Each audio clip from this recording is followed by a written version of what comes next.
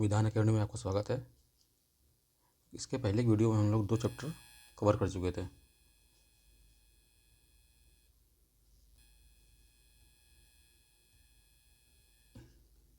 आज देखेंगे chapter number 3 यांत्रिकी, ऐसे बोलते हैं मैकेनिक्स। ठीक, द्रव्यमान, बल, त्वरण, कार्य, ऊर्जा, संवेग, गति आदि टॉपिक हैं। यांत्रिकी किसे कहते हैं? ठीक, भौतिक विज्ञान की वह शाखा जिसमें पिंडों पर बल लगाने या उन्हें विस्थापित करने पर उनके व्यवहार में होने वाले परिवर्तनों का अध्ययन करते हैं। ठीक, उन्हें यांत्रिकी कहते हैं। क्या होता है यांत्रिकी? फिर से सुनिए। भौतिक विज्ञान की वह शाखा जिसमें पिंडों पर बल लगाने या उन्हें विस्थापित करने पर उनके व्यवहार में होने वाले परिवर्तनों का अध्ययन किया जाता है। भार, किसी वस्तु पर पृथ्वी द्वारा लगाया गया आकर्षण बल वस्तु का भार कहलाता है। भार को हम लोग दिखाते हैं W से। ठीक, वस्तु का द्रव्यमान होता है M और पृथ्वी द्वारा लगाया जो आकर्षण होता है वो G होता है। W=m×G, किलोग्राम मीटर पर सेकंड स्क्वायर। ठीक, यह इसका मात्रक होता है न्यूटन। कभी कभी इसको हम लोग दिखाते हैं KGF से, किलोग्राम फोर्स। द्रव्यमान, किसी वस्तु या पदार्थ के परिमाण को उस वस्तु के पदार्थ का द्रव्यमान कहते हैं। वस्तु का द्रव्यमान प्रत्येक स्थान पर स्थिर रहता है, इसे m से व्यक्त करते हैं। कभी कभी ये क्वेश्चन पूछ लेता है कि पृथ्वी पर आपका द्रव्यमान 20 किलोग्राम है तो चंद्रमा पर आपका द्रव्यमान क्या होगा? ठीक है, लोग हो सकता है कन्फ्यूज। लोग पृथ्वी का करते हैं ×10 करते हैं और चंद्रमा पर जाके 1/6 कर देते हैं, जबकि गलत है। द्रव्यमान एक स्थिर होता है। आप दुनिया में कहीं भी जाएं, ब्रह्मांड में कहीं भी जाएं, द्रव्यमान उसका चेंज नहीं होता है। द्रव्यमान जो है अपरिवर्तन रहता है हमेशा। भार और द्रव्यमान में अंतर, पृथ्वी का आकर्षण बल होता है इसमें। भार में W=m×G। ठीक, पृथ्वी की गुरुत्वाकर्षण त्वरण से गुणा करते हैं, G से m में गुणा कराएंगे तो भार मिलता है। जबकि द्रव्यमान जो है किसी वस्तु या पदार्थ का परिमाण होता है, इसका मात्रक न्यूटन होता है या किलोग्राम मीटर पर सेकंड स्क्वायर होता है। इसका मात्रक ग्राम या किलोग्राम होता है। यह एक सदिश राशि है। यह एक अदिश राशि है। इम्पोर्टेंट पॉइंट है। वस्तु का भार भिन्न भिन्न स्थानों पर भिन्न भिन्न होता है, क्योंकि पृथ्वी पर अगर आपका द्रव्यमान 20 किलोग्राम है तो भार क्या हो जाएगा? 10 का गुणा करा दीजिए तो भार हो जाएगा 200 न्यूटन। और चंद्रमा पर हो जाएगा तो आपका 20 किलोग्राम है तो वहाँ जाके जो पृथ्वी का भार है वहाँ जाके 200/6 हो जाएगा। ठीक है, क्योंकि जो चूँकि चंद्रमा का गुरुत्वाकर्षण त्वरण है G मून है, पृथ्वी के गुरुत्वाकर्षण त्वरण के G अर्थ के 1/6 है। ठीक है, इंपॉर्टेंट पॉइंट है, याद रखिएगा, आगे सवाल में काम आएगा। दूरी और विस्थापन, प्रतिदिन की भाषा में दूरी और विस्थापन एक ही अर्थ में प्रयोग किए जाते हैं, परंतु भौतिकी में इन दोनों शब्दों के भिन्न भिन्न अर्थ होते हैं। जब एक वस्तु एक बिंदु से दूसरे बिंदु की ओर चलती है तो चली गई दूरी वस्तु द्वारा तय किए गए अप्रत्यक्ष मार्ग की वास्तविक लंबाई होती है। दूरी मान लो जैसे हमारा रास्ता ये है, A से B की ओर गए, B से C की ओर गए, C से फिर D की ओर आए, तो ABCD ये हो गई हमें चली गई दूरी। जबकि विस्थापन क्या हो गया? दो बिंदुओं के बीच की न्यूनतम दूरी को बोलते हैं विस्थापन।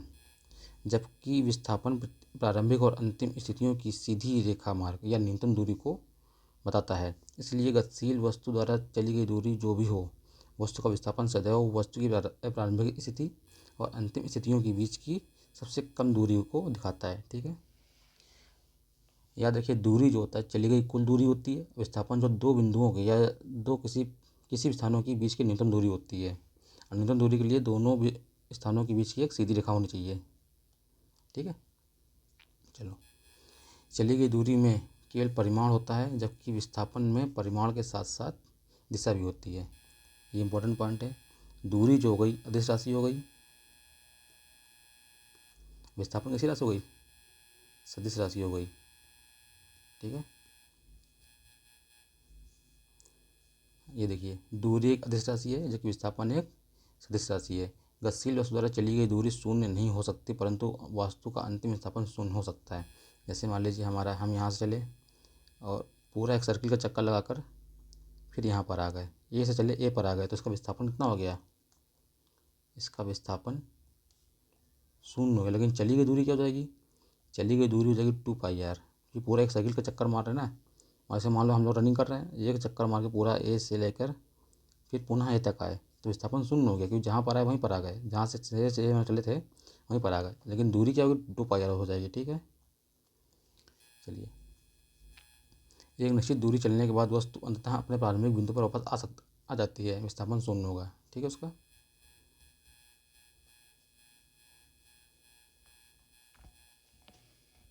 चाल एवं वेग, किसी वस्तु की चाल उसके द्वारा प्रति इकाई समय में चली गई दूरी होती है।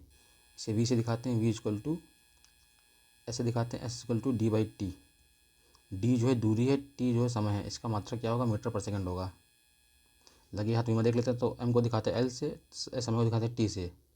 ठीक है, और t हो जाएगा -1, तो इसकी कीमत हो जाएगी m की पावर 0, l की पावर 1, t की पावर -1। चाल एक अदिश राशि है, इसका SI मात्रक मीटर पर सेकंड होता है। साथ में यहाँ लगे हाथ v में लिख लो, l t की पावर -1, यहाँ लिख लो m की पावर 0, l की पावर 1। किंतु किसी वस्तु का वेग प्रति इकाई समय पर उत्पन्न विस्थापन होता है। वेग बराबर क्या होता है, वेग होता है विस्थापन बटे समय। किसी वस्तु का वेग उसमें प्रति इकाई समय में उत्पन्न विस्थापन, तो v को दिखाते हैं वेग से, विस्थापन डिस्प्लेसमेंट बाई टाइम।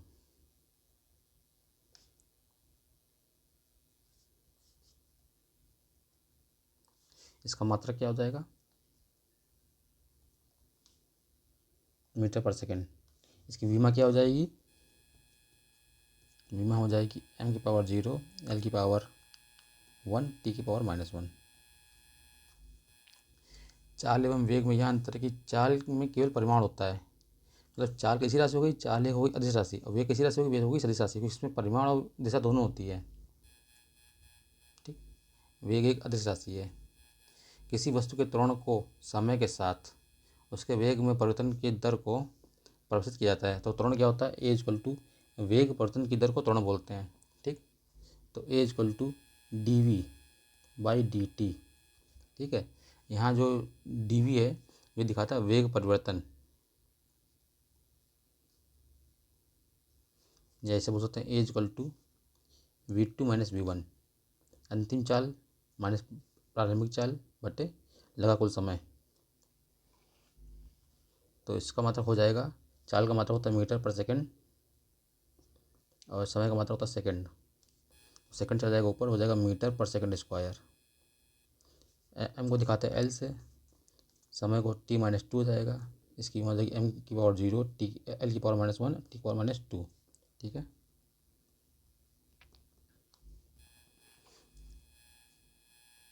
त्वरण का फॉर्मूला क्या होता है, dv/dt, या वेग परिवर्तन बटे समय।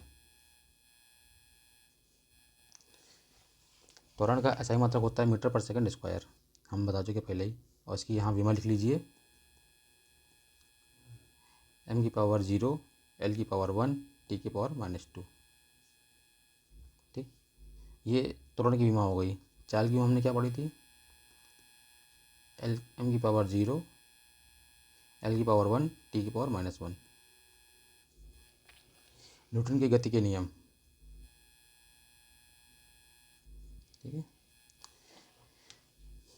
पिंडों की गति का वर्णन करने के लिए न्यूटन ने 3 नियम बताए। इन नियमों को न्यूटन की गति का नियम कहते हैं। न्यूटन के गति के नियम बल की परिशुद्ध परिभाषा देते हैं और वस्तु पर लगाए गए बल या उसके द्वारा प्राप्त की गई गति की अवस्था के बीच का संबंध स्थापित करते हैं। न्यूटन की गति का प्रथम नियम, इसे हम लोग जड़त्व का नियम ही बोलते हैं।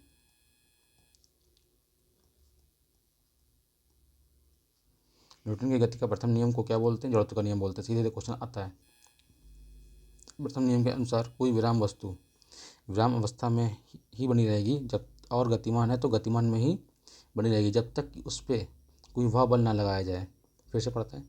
प्रथम नियम के अनुसार कोई विराम वस्तु विरामस्थ ही बनी रहेगी और गतिमान वस्तु निरंतर एक समान चाल से सीधी रेखा में गतिमान रहेगी जब तक कि विराम अवस्था अथवा एक समान गति की अवस्था में परिवर्तन के लिए बाहर के बल द्वारा उसे बाध्य नहीं किया जाएगा।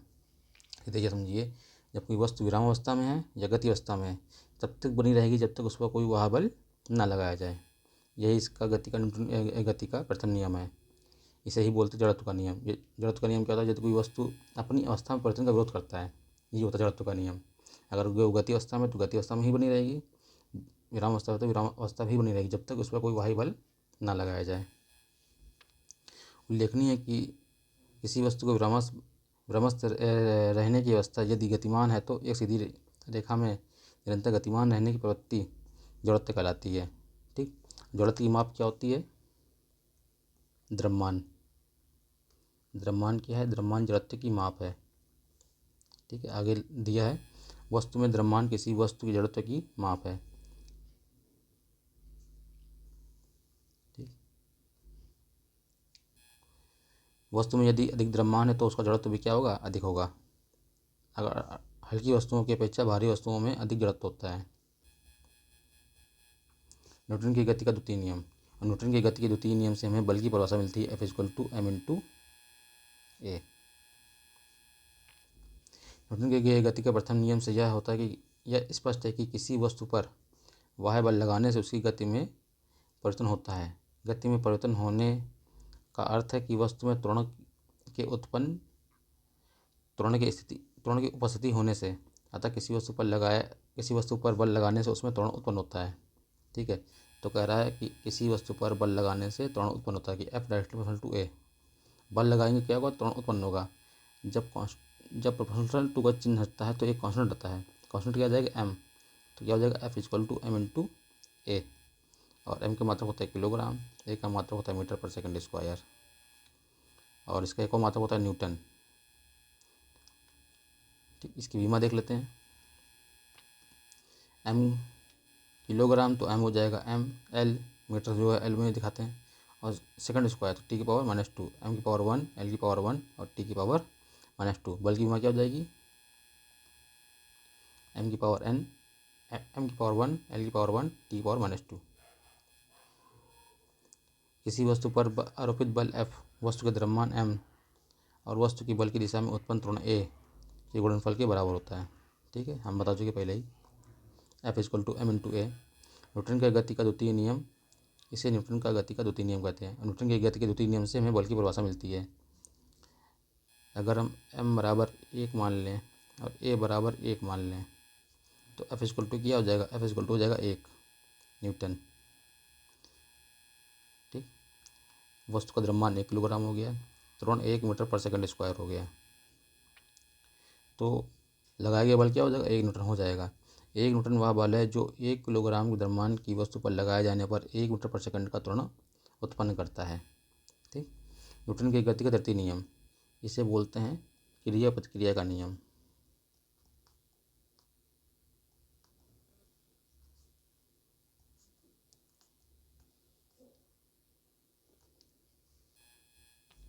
गति के तृतीय नियम के अनुसार जब कभी एक वस्तु किसी दूसरी वस्तु पर बल लगाती है तो दूसरी वस्तु भी पहली वस्तु पर बराबर और विपरीत दिशा में बल लगाती है। ठीक है, पहली वस्तु द्वारा दूसरी वस्तु पर लगाए गए बल को क्रिया कहते हैं और दूसरी वस्तु द्वारा पहली वस्तु पर लगाए गए बल को प्रतिक्रिया कहते हैं। क्रिया एवं प्रतिक्रिया के प्रमाण में बराबर एवं दिशा में विपरीत होते हैं। ठीक है, क्रिया एवं प्रतिक्रिया परिमाण में बराबर एवं दिशा में एक दूसरे के विपरीत होते हैं। न्यूटन के तृतीय नियम को क्रिया प्रतिक्रिया का नियम भी कहते हैं। संवेग मोमेंटम, इसे पीछे से दिखाते हैं, कैपिटल पी से। किसी वस्तु का संवेग उस वस्तु के द्रव्यमान m और वेग के गुणनफल के बराबर होता है। संवेग p द्रव्यमान m×v। इसका मात्रक देख लीजिए इधर ही। द्रव्यमान का मात्रक हो जाएगा किलोग्राम और वेग का मात्रक हो जाएगा मीटर पर सेकंड। विमा क्या हो जाएगी? द्रव्यमान किलोग्राम तो m, मीटर l बटे सेकंड तो t inverse m⁻1 l⁻1 t⁻−1। ये होगी इसकी विमा हो गई। संवेग एक सदिश राशि है जिसकी दिशा वेग की दिशा में होती है। प्रत्येक गतिमान वस्तु में संवेग होता है। संवेग का SI मात्रक किलोग्राम मीटर पर सेकंड होता है। संवेग परिवर्तन, किसी वस्तु में संवेग परिवर्तन की दर वस्तु पर लगे बाह्य बल के समानुपाती होती है। ठीक है, तो बल जो होता है किसी पर लगे किसी वस्तु की संवेग परिवर्तन की दर, ठीक, बल के समानुपाती होता है। तो delta P equal to delta T. संवेग परिवर्तन सदैव बल की दिशा में होता है। यह न्यूटन की गति के द्वितीय नियम का ही एक अन्य रूप है। ठीक है, न्यूटन की गति के द्वितीय नियम का एक अन्य रूप क्या है? संवेग परिवर्तन जो है, संवेग परिवर्तन की दर वस्तु पर लगे वाह्य बल के समानुपाती होती है। ठीक है, संवेग परिवर्तन देख लेते हैं। मान लो कोई वस्तु का द्रव्यमान m है। ठीक, इसका प्रारंभिक वेग u है। u से आगे बढ़ी, यहाँ पहुँची, द्रव्यमान तो चेंज नहीं होता, द्रव्यमान m ही रहेगा। ठीक है, और उसका प्रारंभिक वेग क्या हो गया? v हो गया। तो यहाँ का समय क्या होगा? m into U, M U. यहाँ का समय क्या हो जाएगा? M B. ठीक, इन दोनों परिवर्तन क्या हो जाएगा? तो अंतिम माने तो समय में परिवर्तन क्या हो जाएगा? डेल्टा पी इक्वल टू अंतिम माने प्रारंभिक। अंतिम कितना संवेग है? M we.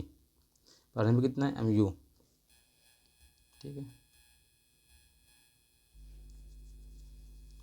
तो ये देख लीजिए, इसको सॉल्व किया गया तो एफ इक्वल टू के एम ए। के स्थिरांक, इसका मान कितना रखा गया? 1 रखा गया था। F equal to M into A, जो कि न्यूटन की गति का द्वितीय नियम है। संवेग संरक्षण का इसका नियम, यदि दो अथवा दो से अधिक पिंडों इस समुदाय पर कोई वाह्य बल कार्य न करे तो समुदाय का संवेग जो है हमेशा स्थिर रहता है। इसे ही संवेग संरक्षण का नियम कहते हैं। ठीक है, यदि किसी वस्तु पर बल लगाकर उसकी स्थिति में परिवर्तन किया जाता है तो जो कि क्रिया संपन्न होती है उसे कार्य कहते हैं। ठीक, कार्य, ये मान लो कोई एक वस्तु है। ठीक है, इस पर बल लगाकर इसे डी दूरी तक विस्थापित किया जाता है। ठीक, बल लगाया एफ, कितना विस्थापन हुआ? डी हुआ। तो किया गया कार्य क्या हो जाएगा? किया गया कार्य हो जाएगा आपका W equal to F into D. यदि किसी वस्तु पर बल लगाकर उसकी स्थिति में परिवर्तन किया जाता है तो इसमें क्रिया जो संपन्न होती है उसे कार्य कहते हैं। यदि बल लगाने पर वस्तु की स्थिति में परिवर्तन ना हो तो किया गया कार्य क्या हो जाएगा? शून्य हो जाएगा, क्योंकि डी जीरो हो गया। भाई जहाँ पे वस्तु बनी हुई है, हिली तो है नहीं, तो डी की वैल्यू क्या हो जाएगी? डी की वैल्यू हो जाएगी जीरो, तो किया गया कार्य क्या हो जाएगा? शून्य हो जाएगा। यदि किसी वस्तु पर किए गए कार्य का मान लगाया गया बल तथा बल की दिशा में वस्तु के विस्थापन के गुणनफल के बराबर होता है तो डबल कार्य क्या होता है? बल गुणे बल की दिशा में विस्थापन, W equal to F into D. इसका मात्रक क्या होता है? बल का मात्रक हो जाएगा न्यूटन और विस्थापन का मात्रक हो जाएगा मीटर, तो इसका मात्रक हो जाएगा न्यूटन मीटर, या बोल लेंगे जूल। कार्य का मात्रक क्या होता है? जूल होता है। विमा देख लेते हैं। अभी हम लोग बल की विमा पढ़ी थी, m की पावर 1, l की पावर 1, t की पावर -2। ठीक है, और एक और मीटर लगा हुआ तो l की पावर 1, तो हो जाएगी इसकी विमा m की पावर 1, l की पावर 2, t की पावर -2।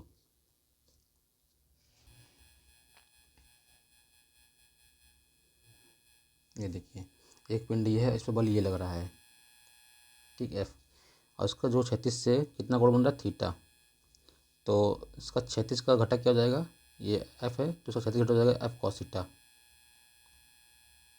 और इसका जो ऊर्ध्वाधर घटक हो जाएगा f sin थीटा। ठीक है, और ये उसका विस्थापन है, तो क्या हो जाएगा formula? W equal to F into D cos theta. Theta at theta zero पर कॉस जीरो इक्वल टू 1, तो क्या फॉर्मूला क्या हो जाएगा? W equal to F into D. ठीक, जूल। फिर यहाँ लिखेंगे एट थीटा इक्वल टू 90। ठीक है, तो फॉर्मूला क्या हो जाएगा? कॉस 90 वैल्यू क्या हो जाएगी? जीरो। तो ये आपका किया गया कार्य क्या हो जाएगा? जीरो। ठीक है,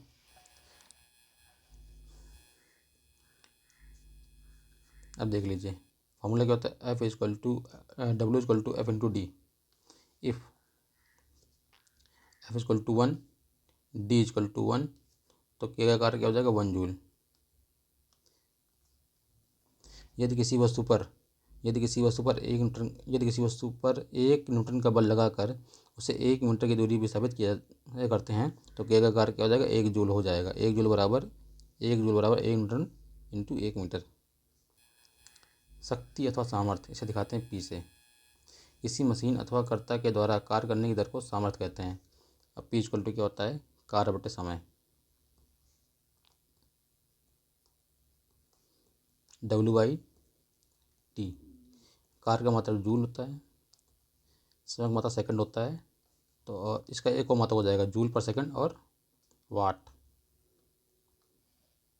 ठीक है, इसका विमा देख लेते हैं। अभी हम लोग कार्य की विमा पढ़ के आए कि कार्य की विमा क्या होती है, एम की पावर n 1, एल की पावर 2, टी की पावर -2 बाई सेकेंड। तो टी नीचे आ जाएगा, तो विमा हो जाएगी m की पावर 1, एल की पावर 2, टी की पावर -3।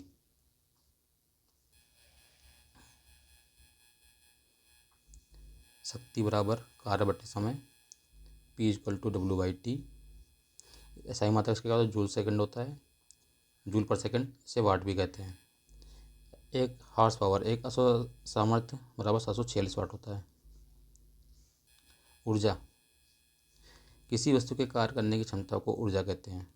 ठीक, ऊर्जा के अनेक रूप होते हैं, जैसे यांत्रिक ऊर्जा, ऊष्मा ऊर्जा, प्रकाश ऊर्जा, ध्वनि ऊर्जा इत्यादि। ऊर्जा एक अदिश राशि है, इसका असाई मात्रा क्या होता है, जूल होता है। एक और बात है, ऊर्जा को कभी ना उत्पन्न कर सकते ना कभी नष्ट कर सकते हैं, इसे बोलते हैं ऊर्जा का संरक्षण सिद्धांत। किसी पिंड को कुछ यांत्रिक कार्य करने की क्षमता प्रदान करती है यांत्रिक ऊर्जा। ये दो प्रकार की होती है, गतिज ऊर्जा और स्थितिज ऊर्जा। ठीक, kinetic energy and potential energy. जो यांत्रिक ऊर्जा होती है, मैकेनिकल एनर्जी जो होती है, वो काइनेटिक एनर्जी और पोटेंशियल एनर्जी के योग के बराबर होती है। ठीक, गतिज ऊर्जा वह ऊर्जा जो किसी वस्तु में उसकी गति के कारण होती है। किसी वस्तु में उसकी गति के कारण जो ऊर्जा होगी उसे बोलते हैं गतिज ऊर्जा। जैसे हवा, हवा में क्या होती है, हवा में तो गति होती है ना, तो जो हवा में जो ऊर्जा होती है वो कौन सी ऊर्जा होती है, वो होती है गतिज ऊर्जा। ठीक है, यदि किसी वस्तु का द्रव्यमान m है और चाल v है, तो उस वस्तु की गतिज ऊर्जा होगी के ई, काइनेटिक एनर्जी के ई is equal to 1/2 mv², half mv² बोलते हैं इसको। और इसका मात्रा क्या हो जाएगा, इसका मात्रक हो जाएगा जूल। विमा क्या हो जाएगी, वही विमा होगी जो कार्य की होती है, m की पावर n, m की पावर 1, l की पावर 2, t की पावर -2। स्थितिज ऊर्जा वह ऊर्जा जो किसी वस्तु या निकाय की स्थिति अथवा दशा के कारण होती है। यदि कोई वस्तु किसी बल के अंतर्गत एक स्थिति से दूसरी स्थिति में लाई जाए और इस दौरान किया गया कार्य क्या होगा, इस किया गया कार्य ही वस्तु की स्थितिज ऊर्जा के रूप में संचित होगा। स्थितिज ऊर्जा के कई रूप होते हैं, जैसे पश्चात स्थितिज ऊर्जा। जैसे पश्चात में क्या हो जाएगा, जैसे स्प्रिंग है, इसमें अगर हम खींचेंगे उसमें कौन सी ऊर्जा होगी, उसमें होगी स्थितिज ऊर्जा होगी। गुरुत्वीय स्थितिज ऊर्जा, मान लो कोई पिंड है, उसको h ऊंचाई तक ऊपर उठाया गया, तो इसकी स्थितिज ऊर्जा क्या हो जाएगी, इसकी पोटेंशियल एनर्जी हो जाएगी m × g × h। ठीक है, तो किसी वस्तु की स्थितिज ऊर्जा P equal to mgh। m जहाँ द्रव्यमान, g गुरुत्वीय त्वरण, h ऊंचाई है। ठीक, अब चलते क्वेश्चन इसके सवालों को प्रैक्टिस करते हैं।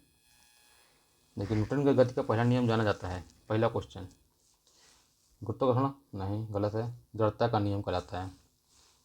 समय संरक्षण का सिद्धांत, ये भी गलत है।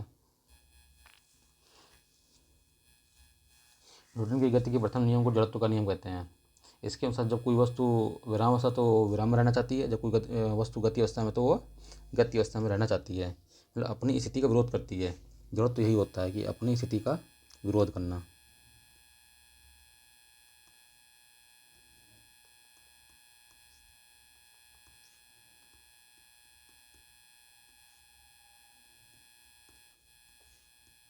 जड़त्व की माप क्या होती है, द्रव्यमान।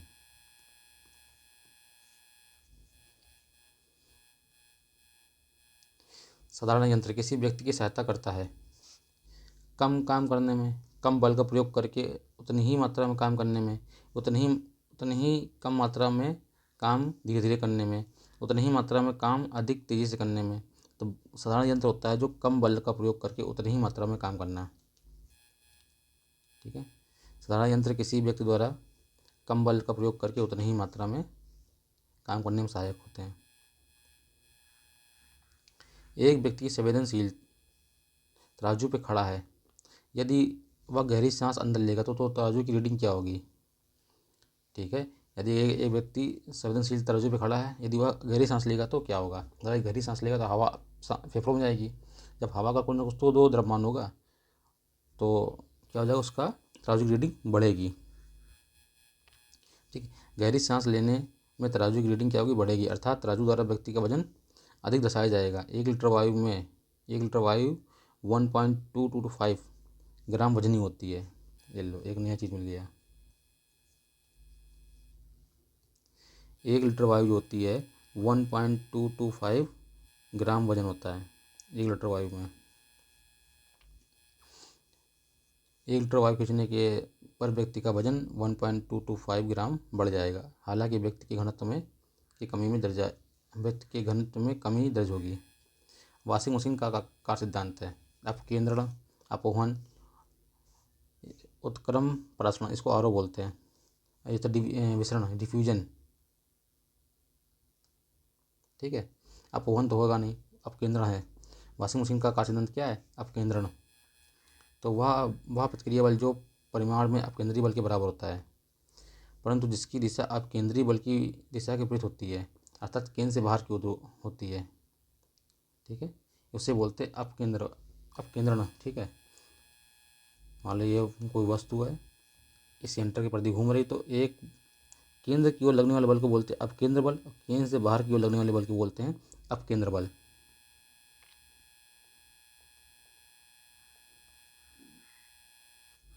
केंद्र की ओर लगने वाले बल को बोलते हैं अभिकेंद्र बल, अभिकेंद्र। ठीक है, वह प्रतिक्रिया बल जो परिमाण में अपकेंद्र बल के बराबर होता है, लेकिन उसकी दिशा जो होती है इसके केंद्र से बाहर की ओर होती है, अपकेंद्रीय बल कहलाता है, सेंट्रीफ्यूगल फोर्स कहलाता है। कपड़ा साफ करने की मशीन, ठीक, इसके एग्जाम्पल हैं दूध से मक्खन निकालने की मशीन, अपकेंद्रीय बल के सिद्धांत पर काम करते हैं। प्रक्षालन मशीन का आकार सिद्धांत है, मतलब वही वॉशिंग मशीन, इसको हिंदी में बोलते हैं प्रक्षालन मशीन, अपकेंद्रीकरण। ठीक है, कौन सी राशि, अगला क्वेश्चन है, निम्नलिखित में से कौन सी राशि सदिश राशि नहीं है, बताइए। सदिश राशि नहीं है, वेक्टर नहीं है। विस्थापन सदिश राशि है, वेग सदिश है, बल सदिश है, आयतन क्या है, आयतन राशि अदिश है। तो ऑप्शन नंबर डी सही है। वे राशियाँ जिन्हें व्यक्त करने के लिए दिशा एवं परिमाण दोनों की आवश्यकता होती है सदिश राशियाँ कहलाती हैं। जिन राशियों को व्यक्त करने के लिए केवल परिमाण की आवश्यकता होती है उन्हें अदिश राशियाँ कहते हैं। ठीक, अगला क्वेश्चन है, निम्नलिखित में से कौन सी एक अदिश राशि है, सदिश राशि है। संवेग, ऊर्जा, दाब, कार्य। संवेग सही है। और संवेग क्या होता है, P=m/v। जो वेग की दिशा होती है वही संवेग की दिशा होती है। इसका मात्रक क्या होता है,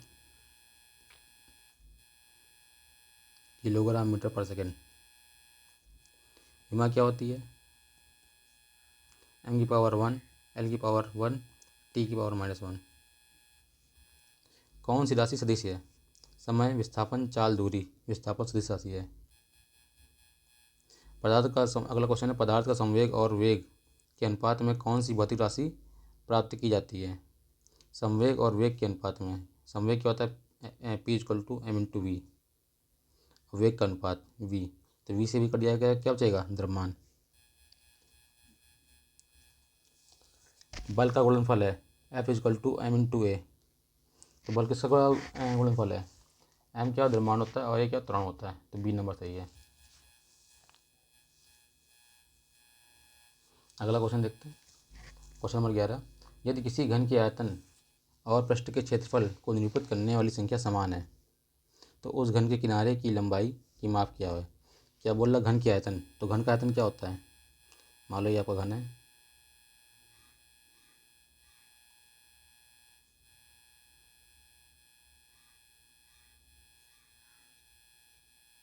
ठीक है, इसकी भुजा ए है और घन की सारी भुजाएं बराबर होती हैं, तो इसका आयतन क्या हो जाएगा, a³ और इसका पृष्ठीय क्षेत्रफल, क्या होता है, 6a², 6 भुजाएं होती हैं, ठीक, तो 6a², सॉरी 6 दीवाल होते हैं, मान लीजिए वाल, भुजाएं तो इसमें 8 होती हैं। तो 6a² तो a³ से काटिए, a बराबर कितना जाएगा 6। तो इसका आंसर क्या हो जाएगा, लंबाई कितनी हो जाएगी 6। ऑप्शन नंबर डी सही है।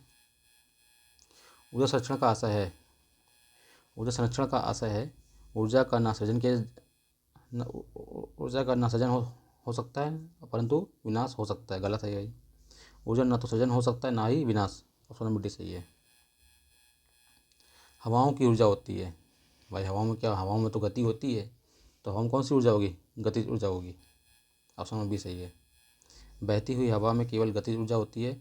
हवाओं की गति के कारण ऊर्जा के अन्य रूपों जैसे विद्युत यांत्रिकी ऊर्जा में परिवर्तित किया जा सकता है। क्वेश्चन नंबर देखिए अगला, क्वेश्चन 14 देखिए, वायु शक्ति विंड पावर में ऊर्जा का कौन सा रूप विद्युत ऊर्जा में परिवर्तित होता है। तो हवा में कौन सी ऊर्जा होती है, गतिज होती है, और गतिज किस में बदलती है, विद्युत ऊर्जा में बदलती है। ऑप्शन नंबर ए सही है। बहती वायु से उत्पन्न की गई ऊर्जा को पवन ऊर्जा कहते हैं। पवन ऊर्जा के उत्पादन के लिए हवादार जगहों पर पवन चक्कियाँ लगाया जाता है। इनके द्वारा वायु की गतिज ऊर्जा को यांत्रिक ऊर्जा में परिवर्तित होती है और यांत्रिक ऊर्जा को जनरेटर की मदद से विद्युत ऊर्जा में परिवर्तित किया जाता है। अगला देखिए, क्वेश्चन नंबर 15 देखिए, एक ट्रेन जैसे ही चलना आरंभ करती है उसमें बैठे हुए यात्री का सिर पीछे की ओर झुक जाता है, इसका कारण क्या है बताइए।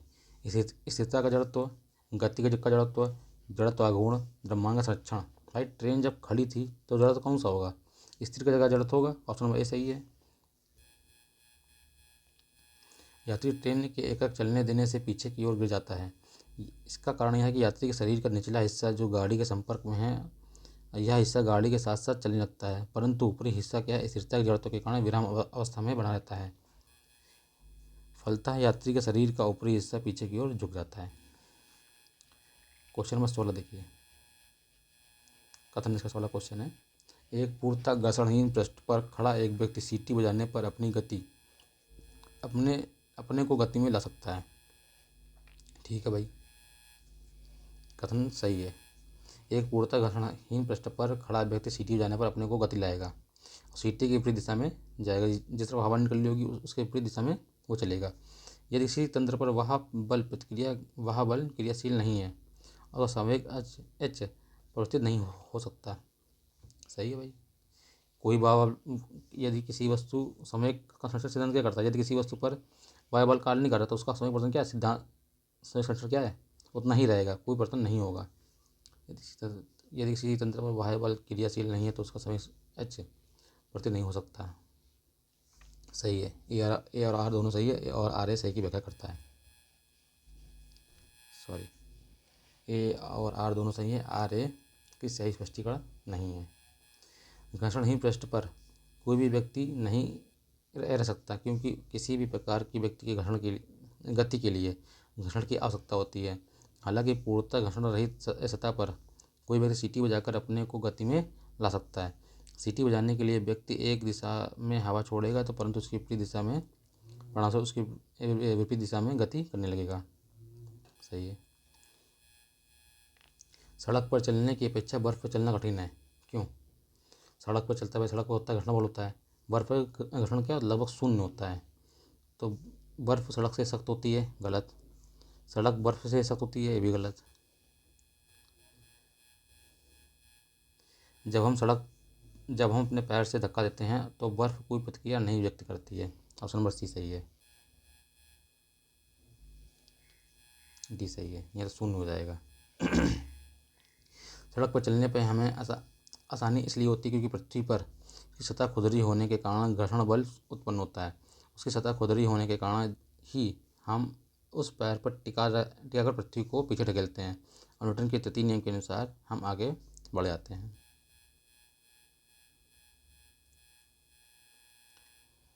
अगला क्वेश्चन है, भरी हुई गाड़ी को चलायमान रखने के लिए आवश्यक ताकत से अपेक्षाकृत अधिक ताकत से धक्का देना पड़ता है, क्यों। निष्कर्ष है, किसी चलायमान वस्तु का भार कम होता है। प्रारंभ में पहिए फिसलने लगते हैं। सी, ऑप्शन सी, एक बार गाड़ी चल जाने पर के बाद घर्षण कम होता है। अभ्यास में निपुणता से प्राप्त होती है। बताइए इसका आंसर क्या होगा।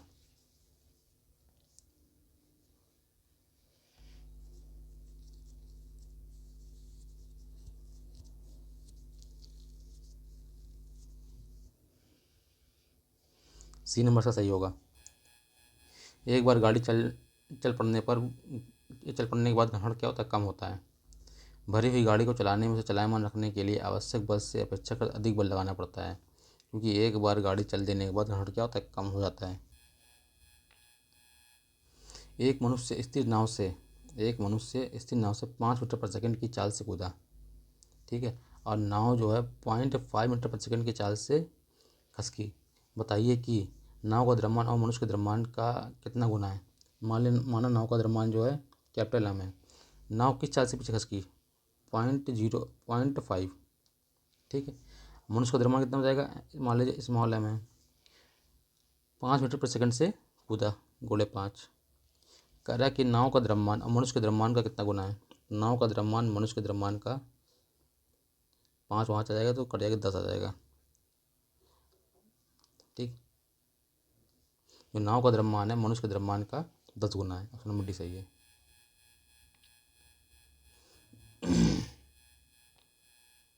कह रहा है एक ट्रक, एक कार, एक मोटरसाइकिल की गति ऊर्जाएं समान है, ठीक है।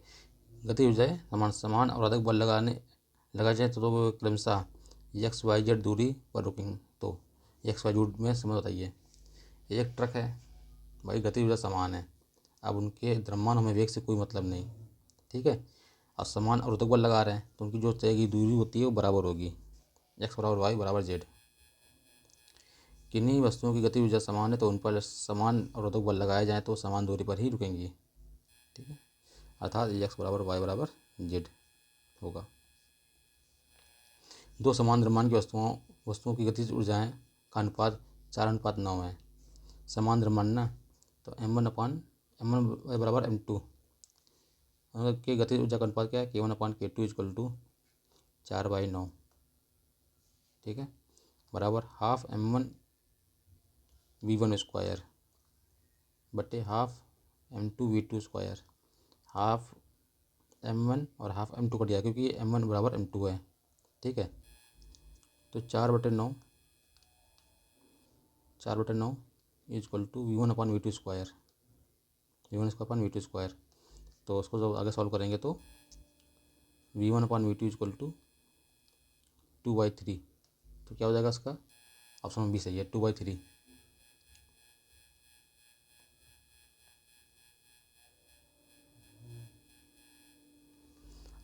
अगला सवाल देखिए। एक व्यक्ति कार में जो विराम में बैठा है, सड़क से कार के 4 पहिए में से प्रत्येक पहिए पर प्रतिक्रिया आ रहा है। जब कार सीधी समतल सड़क पर चलेगी तो अग्र पहियों में प्रत्येक पर प्रतिक्रिया क्या प्रश्न आएगा। बताइए। एक व्यक्ति जो है विराम में बैठा हुआ, सड़क से कार के 4 पहियों में से प्रत्येक की प्रतिक्रिया आ रहा है। जब सड़क सीधी समतल पर चलेगी तो अग्र पहिए में से प्रत्येक पर प्रतिक्रिया क्या होगा। बताइए।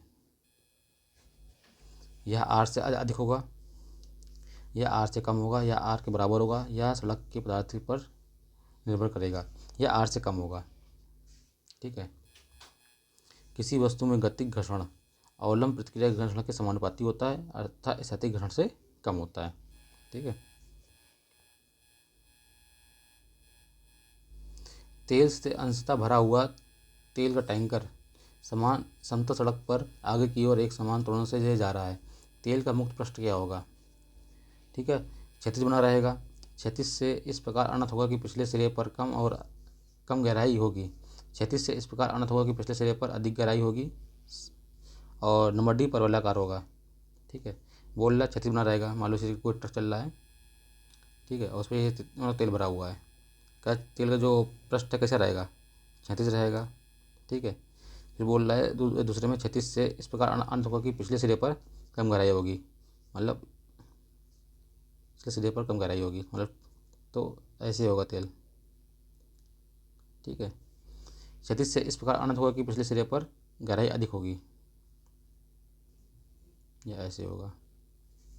परवलयाकार होगा, ऐसे होगा। तो ऑप्शन नंबर सी सही है। समतल सड़क पर समान त्वरण से गति करने के कारण टैंकर में उपस्थित तेल का मुक्त पृष्ठ क्षैतिज से इस प्रकार आना होगा कि पिछले सिरे पर अधिक गहराई होगी। अगला क्वेश्चन देखिए, एक तीक्ष्ण वृत्ताकार पथ पर तीव्र गति से जाता हुआ 4 पहियों वाला वाहन, वृत्ताकार पथ है, ठीक है, तो उससे तीव्र गति से जा रहा है एक वाहन, तो बाहरी पहियों पे उल्टेगा, अंदर के पहियों पर उल्टेगा, बाहर की तरफ फिसलेगा, अंदर की तरफ फिसलेगा। बताइए कौन सा कथन सही है। बाहर की तरफ फिसलेगा और बाहरी पहियों पे उल्टेगा। ऑप्शन नंबर 1 और 3 सही है भाई। इसका फॉर्मूला तो tan theta equal to v/RG होता है।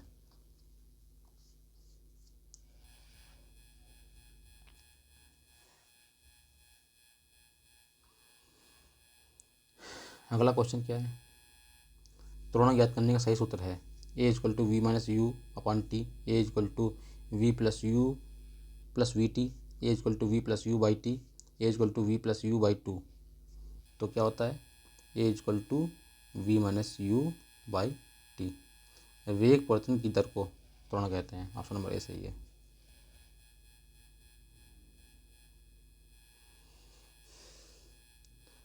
अगला देखते हैं, चैप्टर नंबर 4 देखते हैं, गुरुत्व के अधीन गति।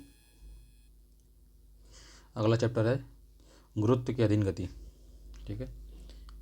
तो ग्रहों की गति, सूर्य के चारों ओर कुछ पिंड अपनी अपनी कक्षाओं में परिक्रमण करते हैं जिन्हें ग्रह कहते हैं, ठीक है। किसी ग्रह के चारों ओर परिक्रमण करते हुए पिंड की उस ग्रह का उपग्रह कहा जाता है, ठीक है। जो सूर्य के चारों ओर परिक्रमण करते हैं उन्हें ग्रह बोलते हैं, जो ग्रह के चारों ओर परिक्रमण करते हैं उन्हें उपग्रह बोलते हैं, ठीक है। पृथ्वी का एक तथा मंगल के 2 उपग्रह हैं। शनि के सर्वाधिक ग्रह 82 हैं, जबकि बृहस्पति के 79 हैं। ग्रहों की गति के संबंधी केपलर के नियम, ठीक है। जर्मन खगोल शास्त्री जोनास केपलर ने सूर्य के चारों ओर ग्रहों की गति के संबंध में 3 नियम दिए। प्रथम नियम, सभी ग्रह के चारों ओर दीर्घवृत्ताकार कक्षाओं में चक्कर लगाते हैं या परिक्रमण करते हैं, ठीक है। तो सूर्य कक्षाओं के एक फोकस पर स्थित है। मान लो सूर्य है, सन है, जो ग्रह हैं इसके परवलयाकार में मतलब दीर्घवृत्ताकार कक्षा में चक्कर लगाते हैं, ठीक है। द्वितीय नियम, सूर्य से किसी ग्रह को मिलाने वाली रेखा समान समय अंतराल में समान क्षेत्रफल तय करती है। मान लो ये रेखा है और ठीक है, इसको तय करने में लगा समय t1 है, ठीक है। मान लो एक फिर ये रेखा है, t1 समय में क्या बोला इसने, सूर्य से किसी ग्रह को मिलाने वाली रेखा समान समांतराल में समान क्षेत्रफल। तो t1 द्वारा तय किया गया क्षेत्रफल a1 है, तो यहाँ t1 द्वारा तय किया गया क्षेत्रफल क्या हो जाएगा, a1 हो जाएगा।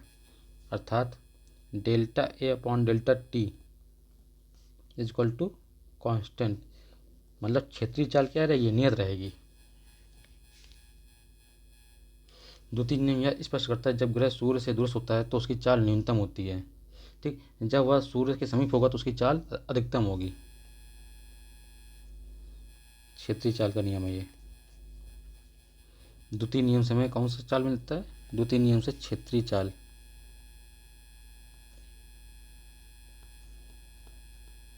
क्षेत्रीय चाल कहती है नियत रहती है, ठीक है।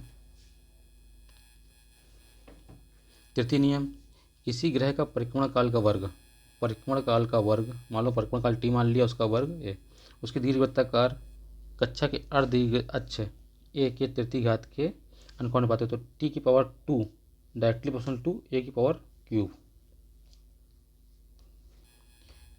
न्यूटन के गुरुत्वाकर्षण का नियम, न्यूटन का मत यह था कि विश्व में प्रत्येक पिंड दूसरे पिंड को एक बल द्वारा अपनी ओर आकर्षित करता है। सर्वव्यापी आकर्षण बल को गुरुत्वाकर्षण कहते हैं, ठीक। इस आधार पर न्यूटन के गुरुत्वाकर्षण संबंधी नियम प्रतिपादित किए। दो पिंडों के मध्य लगने वाला आकर्षण बल का परिमाण दोनों पिंडों के द्रव्यमानों के गुणनफल के बराबर, मतलब दो पिंडों के बीच लगने वाला आकर्षण बल F है, इनके द्रव्यमानों का गुणनफल m1 और m2 के अनुपाती तथा उनके बीच की दूरी, मान लो दो पिंड है m1 है ये एक ये पिंड ये M2 है। ठीक, इन दोनों के गुणनफल के अनुपाती बल और उनके बीच की दूरी के व्युत्क्रमानुपाती होता है।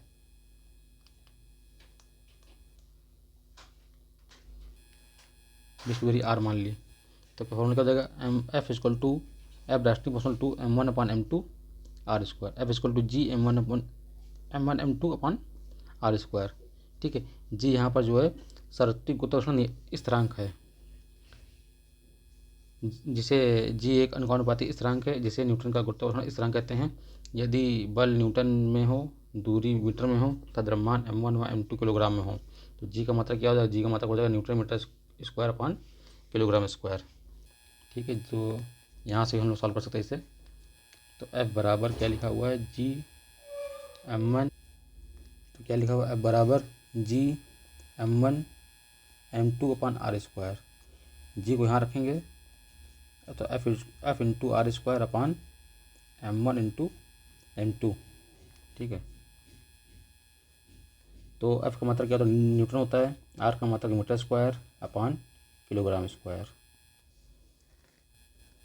और G का मान क्या होता है, G का मान होता है 6.67 into 10⁻11 newton metre square upon kilogram square. गुरुत्व एवं पृथ्वी के का गुरुत्व त्वरण। ठीक है, गुरुत्व ग्रेविटी वह आकर्षण बल है जिसमें पृथ्वी किसी वस्तु को अपने केंद्र की ओर खींचती है, यह गुरुत्व बल है। गुरुत्व भी क्या एक प्रकार का आकर्षण बल है जो पृथ्वी किसी वस्तु को अपने केंद्र की ओर खींचती है। गुरुत्व आकर्षण बल गुरुत्वाकर्षण का ही एक विशिष्ट उदाहरण है। जब कोई वस्तु मुक्त रूप से फेंकी या छोड़ी जाती है तो पृथ्वी के गुरुत्व के कारण पृथ्वी के नीचे की ओर गिरने लगती है। ठीक है,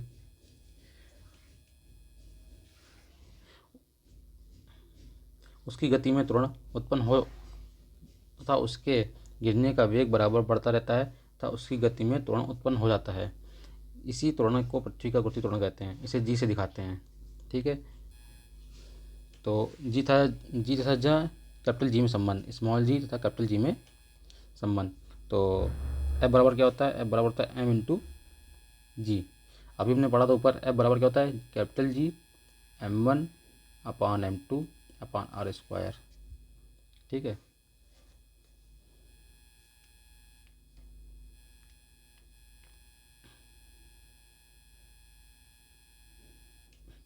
ये वाला M से ये स्मॉल m कट जाएगा तो क्या हो जाएगा, G equal to G M E upon R E square. ठीक है, R M E क्या है, पृथ्वी का द्रव्यमान है, R E क्या पृथ्वी की त्रिज्या है।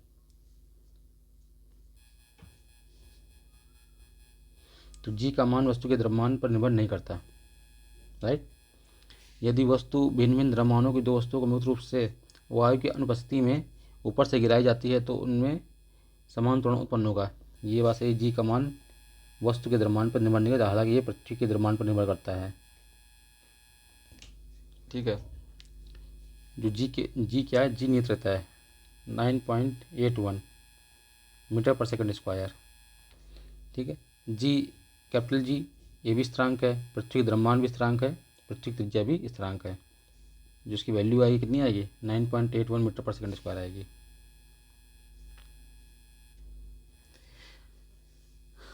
बोला कि G का मान वस्तु के द्रव्यमान पर निर्भर नहीं करता, अतः यदि भिन्न भिन्न द्रव्यमान की दो वस्तुएं एक मुक्त रूप से ऊपर से गिराई जाती हैं तो उनमें समान त्वरण उत्पन्न होगा, अर्थात यदि वे एक ही ऊंचाई से गिराई गई तो एक ही साथ पर पृथ्वी पर पहुंचेंगी।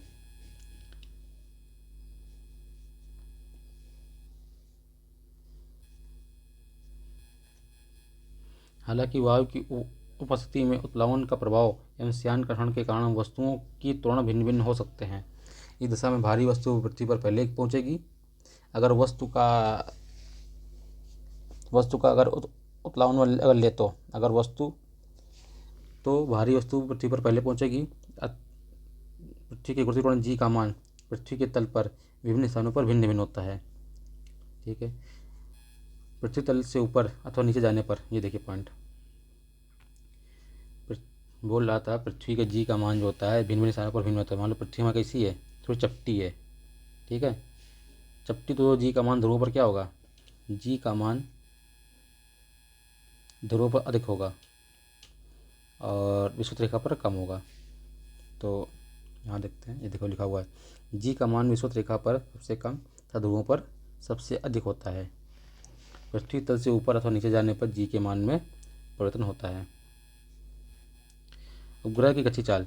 जब कोई उपग्रह पृथ्वी के चारों ओर वृत्तीय कक्षा में परिक्रमण करता है तो उस पर एक अपकेंद्र बल कार्य करता है। बराबर, यह बल पृथ्वी द्वारा उपग्रह पर लगाया गया गुरुत्वाकर्षण बल होता है। मान लो ये चंद्रमा का एक पिंड है जो पृथ्वी के चारों ओर चक्कर लगा रहा है, ठीक है। इस पर एक अपकेंद्र बल कार्य करता है जो पृथ्वी का गुरुत्वाकर्षण बल के बराबर होता है। ठीक, अपकेंद्र बल क्या हो जाएगा आपका एम। माना कि एम द्रव्यमान का एक उपग्रह है, ठीक है, जो पृथ्वी के चारों ओर 8 त्रिज्या की वृत्तीय कक्षा में वीओ चाल से परिक्रमण कर रहा है। तो इसका अपकेंद्र बल क्या हो जाएगा M into V O square upon R. क्योंकि गुरुत्वाकर्षण बल ही अपकेंद्र बल है तो जी एम ई पृथ्वी द्रव्यमान गुणे वस्तु द्रव्यमान बटे आर स्क्वायर बराबर M into V O square upon R. ठीक, इस आर से ये आर कट जाएगा, बचेगा आर। तो एम को नीचे भेज दो, ए एल एम से ये एम कट जाएगा तो बचेगा G M E upon R V O equal to.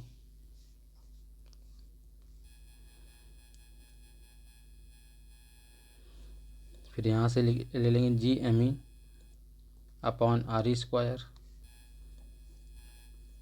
Are E को वहाँ ले जाएंगे तो G into R E square G M E. तो जी एम ई की वैल्यू कितनी आ गई, जी आर ई स्क्वायर आ गई। तो यहाँ पे पुट करो root G R E square upon R. ठीक है, देखो पुट किया तो वी इक्वल टू क्या हो गया R E upon G upon R root G upon are.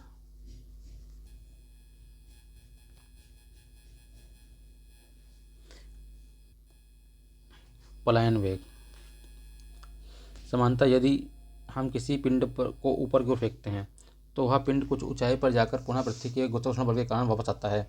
यदि पलायन वेग वह न्यूनतम वेग है जिसे किसी पिंड को ऊर्ध्वाधर ऊपर की ओर फेंकने पर वह पृथ्वी के गुरुत्वीय क्षेत्र से बाहर निकल जाए। मान लो ये अर्थ है, ठीक है, इसका गुरुत्वीय क्षेत्र यहाँ तक है, ठीक है। यदि हम किसी पिंड को यहाँ से यहाँ तक फेंकेंगे तो इसका गुरुत्वाकर्षण बल के कारण ये नीचे आएगा पृथ्वी पर। यदि हम इतना बल लगा फेंकें कि ये पृथ्वी के गुरुत्वीय क्षेत्र को पार कर जाए तो वापस दोबारा पृथ्वी पर नहीं आएगा, क्योंकि पृथ्वी क्या करने है, अर्थ ने अपना आकर्षण बल के लिए यहाँ तक लगा रखा है, इसके बाद उसके ऊपर आकर्षण बल नहीं है तो अपने गुरुत्वीय क्षेत्र को पार कर जाएगा और कभी वापस लौट कर पृथ्वी पर नहीं आएगा। जिससे किसी पिंड को ऊर्ध्वाधर फेंकने पर वह पृथ्वी के गुरुत्वीय क्षेत्र से बाहर निकल जाए और पृथ्वी पर कभी वापस नहीं लौटता है। पलायन वेग से फेंकने पर पिंड को दी गई गति ऊर्जा पलायन ऊर्जा कहलाती है। यदि पृथ्वी का द्रव्यमान एम ई है, पृथ्वी की त्रिज्या आर ई है, तो पलायन वेग क्या हो जाएगा, पलायन वेग हो जाएगा V E equal to under root 2g M E upon R E square. Solve करेंगे तो क्या हो जाएगा V E equal to root 2g R E. ठीक, वैल्यू पुट करेंगे, जी की वैल्यू होती है 9.8, आर की वैल्यू होती है 6.37 मीटर। सॉल्व करें तो कितना आ जाएगा, पृथ्वी का पलायन वेग कितना आ जाएगा 11.2 किलोमीटर पर सेकेंड। यदि हम किसी पिंड को 1 सेकेंड में 11.2 किलोमीटर दूर फेंक सकते हैं तो वह पिंड क्या है, पृथ्वी की गुरुत्वीय क्षेत्र की सीमा को पार कर जाएगा। यदि किसी पिंड को 11.2 किलोमीटर पर सेकंड के वेग से ऊपर की ओर फेंका जाए तो वह पृथ्वी पर कभी लौटकर नहीं आएगा। कच्ची चाल और पलायन वेग में संबंध। पृथ्वी के समीप किसी उपग्रह की कच्ची चाल वीओ, पृथ्वी तल से फेंकी गई वस्तु का पलायन वेग वीई, तो V E equal to root 2 into V O पूछ लेता है। कच्ची चाल जो होता है पलायन वेग बराबर कच्ची चाल का रूट 2 गुना होता है, ठीक है। सीधा सा क्वेश्चन पूछता है पलायन वेग जो कच्ची चाल का कितना गुना होता है। यदि पृथ्वी के समीप चक्कर काटते हुए किसी उपग्रह की कच्ची चाल किसी कारणवश बढ़कर रूट 2 गुना हो जाती है तो वह उपग्रह अपनी कक्षा छोड़कर पलायन कर जाएगा। सरल आवर्त गति। जब कोई कण अपनी माध्य स्थिति के दोनों ओर सरल रेखा में दोलन गति करता है तो उस गति को सरल आवर्त गति कहते हैं।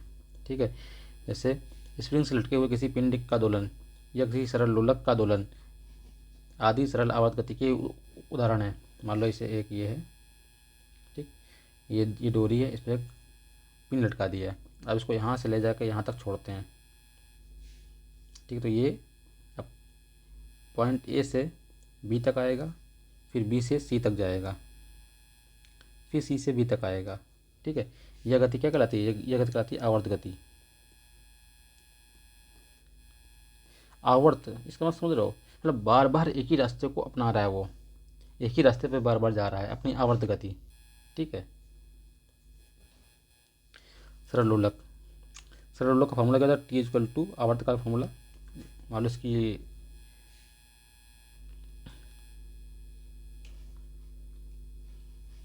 मान लो डोरी की लंबाई एल है, ठीक, लोलक का द्रव्यमान एम है, और तो उसका आवर्तकाल हो जाएगा T equal to 2 pi √L/G।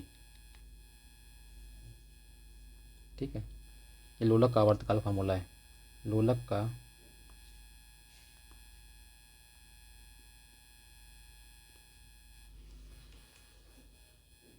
यदि लंबाई न बढ़ने पर ऐंठन वाली भारहीन डोरी के एक सिरे पर पदार्थ को अत्यंत सूक्ष्म किंतु भारी कण को लटकाकर डोरी के दूसरे सिरे से को घर्षण रहित दृढ़ आधार से बांध दें तो इस प्रकार बना हुआ निकाय सरलोलक कहलाता है। ठीक है, तो यदि प्रयोगशाला में धातु के किसी ठोस गोले को एक हल्के और पतले धागे से बांधकर किसी दृढ़ आधार से लटका देते हैं तो यह व्यवहारिक सरलोलक है। ठीक है, तो सरलोलक का आवर्तकाल क्या होता है? T equal to 2 pi √L/G। धातु के एक गोलक गोले का गोलक जिसे बॉब बोलते हैं, निलंबन बिंदु पॉइंट ऑफ सस्पेंशन से लोलक के गुरुत्व केंद्र तक गोलक के गुरुत्व केंद्र तक की दूरी को प्रभावी लंबाई बोलते हैं। जैसे मान लो ये हमने लटकाया हुआ है ना, तो सस्पेंशन पॉइंट ओ से लेकर जो उसका गुरुत्व केंद्र है कि बीच की लंबाई को क्या बोलते हैं? प्रभावी लंबाई बोलते हैं, एल।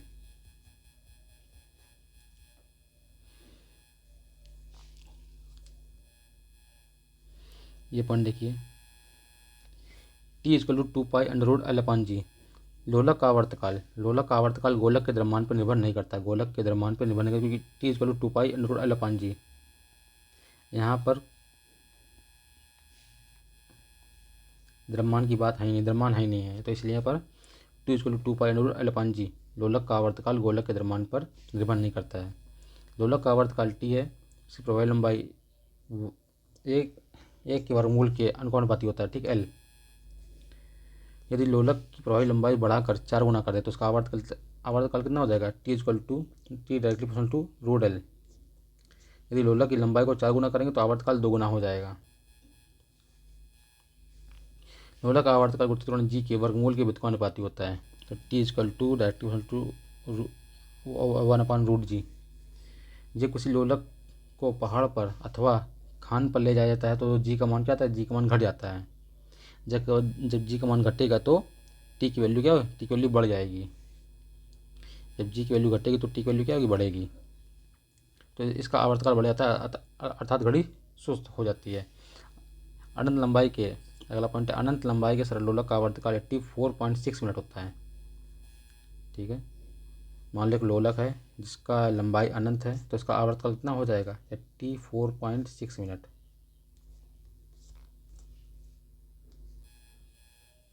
यह सरल लोलक के आवर्तकाल की अधिकतम सीमा है। सेकंड लोलक, यदि किसी लोलक का आवर्तकाल 2 सेकंड है तो उसे क्या बोलेंगे? उसे सेकंड लोलक बोलेंगे। कभी कभी सिंपल क्वेश्चन आता है, सीधे क्वेश्चन आता है कि सेकंड लोलक का आवर्तकाल कितना होता है, तो मालूम है सेकंड लोलक का आवर्तकाल कितना होता है? 2 सेकंड होता है। जिस लोलक का आवर्तकाल 2 सेकंड होगा वह सेकंड लोलक कहलाएगा। अब देखते हैं, क्वेश्चन देख लेते हैं। निम्नलिखित में से किसने न्यूटन से पूर्व ही बता दिया कि सभी वस्तुएं पृथ्वी पर गुरुत्वाकर्षित होती हैं? ब्रह्मगुप्त। ठीक है, ब्रह्मगुप्त जो है गुप्तकालीन के गणितज्ञ और खगोलशास्त्री हैं। इन्होंने ब्रह्म के सिद्धांत की रचना की। इन्होंने सर्वप्रथम बताया था कि पृथ्वी पर सभी वस्तुएं अपनी ओर आकर्षित पृथ्वी सभी वस्तुओं को अपनी ओर क्या करता है? आकर्षित करता है। ठीक है, न्यूटन से पहले ब्रह्मगुप्त ने गुरुत्वाकर्षण की खोज कर ली थी। अगला क्वेश्चन, गुरुत्वाकर्षण का सिद्धांत किसने दिया? गुरुत्वाकर्षण का सिद्धांत चार्ल्स न्यूटन ने दिया। गलत, Isaac Newton, sorry Charles Newton ने आइजैक न्यूटन होगा। ठीक है, ध्यान रखिएगा। गुरुत्वाकर्षण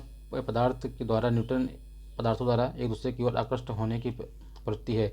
सर आइजैक न्यूटन ने गति के 3 नियम एवं गुरुत्वाकर्षण के सिद्धांत का प्रतिपादन किया। न्यूटन ने अपनी मौलिक खोजों के आधार पर बताया कि केवल पृथ्वी ही नहीं अपितु विश्व का प्रत्येक कण दूसरे कण को अपनी ओर आकर्षित करता है। ठीक है, कण के बीच कार्य करने वाली पारस्परिक आकर्षण को गुरुत्वाकर्षण करते हैं तथा उससे उत्पन्न बल को गुरुत्वाकर्षण बल कहते हैं। गुरुत्वाकर्षण के सार्वभौमिक नियम का प्रतिपादन किसने दिया? Newton, Galileo, Einstein, Copernicus. तो न्यूटन ने दिया। ऑप्शन नंबर ए सही है। गुरुत्वाकर्षण के सार्वभौमिक नियमों का प्रतिपादन न्यूटन ने किया था। इस नियम के अनुसार दो पिंडों के बीच लगने वाले आकर्षण बल उनके द्रव्यमानों के गुणनफल के समानुपाती होता है तथा उनके बीच की दूरी के व्युत्क्रमानुपाती होता है। F=G m1/m2/r²। अंतर्जातीय निर्वात में सीधे खड़े नहीं रह सकते क्योंकि ए, गुरुत्व नहीं है वहाँ पर, वायुमंडल में श्यानता बल बहुत ही तीव्र होता है। ऑप्शन नंबर सी, सौर वायु ऊपर की ओर बल लगाती है, वायुमंडल दबाव बहुत कम है। अंतरिक्ष में गुरुत्वाकर्षण बल नहीं है, गुरुत्व नहीं है। ठीक है, इसलिए अंतरिक्ष यात्री क्या सीधे खड़े नहीं रह सकते हैं। अंतरिक्ष यान जो चक्कर लगा रहा है, एक सेब को छोड़ा जाता है तो वह पृथ्वी की ओर गिरेगा, कम गति से गतिमान होगा। अंतरिक्ष यान के साथ साथ उसी गति से गतिमान हो जाएगा, तो यह अधिक गति से गतिमान होगा। ऑप्शन नंबर सी सही है, अंतरिक्ष यान के साथ साथ उसी गति से गतिमान होगा। अगला क्वेश्चन है, पीसा की झुकी हुई मीनार गिर नहीं जाती क्योंकि वह शीर्ष भाग में पतली हो गई है। ठीक, वह बड़े तल क्षेत्रफल को आच्छादित करती है। इसका गुरुत्वाकर्षण केंद्र निम्नतम स्थिति में रहता है। गुरुत्व केंद्र से जाने वाली ऊर्ध्वाधर रेखा तल के अंदर रहती है। ऑप्शन नंबर डी सही है। गुरुत्व केंद्र से जाने वाली ऊर्ध्वाधर रेखा तल के अंदर रहती है। ठीक है, गुरुत्व केंद्र वह बिंदु है जहाँ वस्तु का संपूर्ण द्रव्यमान संकेंद्रित होता है।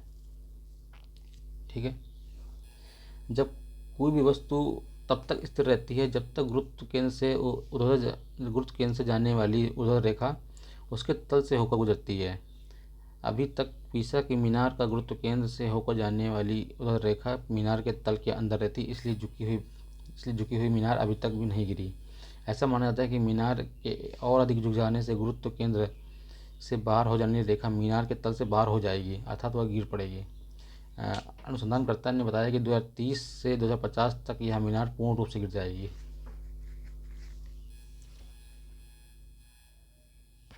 पृथ्वी और सूर्य के बीच की दूरी है, पृथ्वी और सूर्य की दूरी जो है उसके स्थान पर दुगनी होती तो सूर्य द्वारा पृथ्वी पर गुरुत्वाकर्षण बल जो पड़ता है वह होता है। जैसे हम ये बोल रहा है कि पृथ्वी और सूर्य के बीच की दूरी को बढ़ा दें तो F=G m1m2/r²।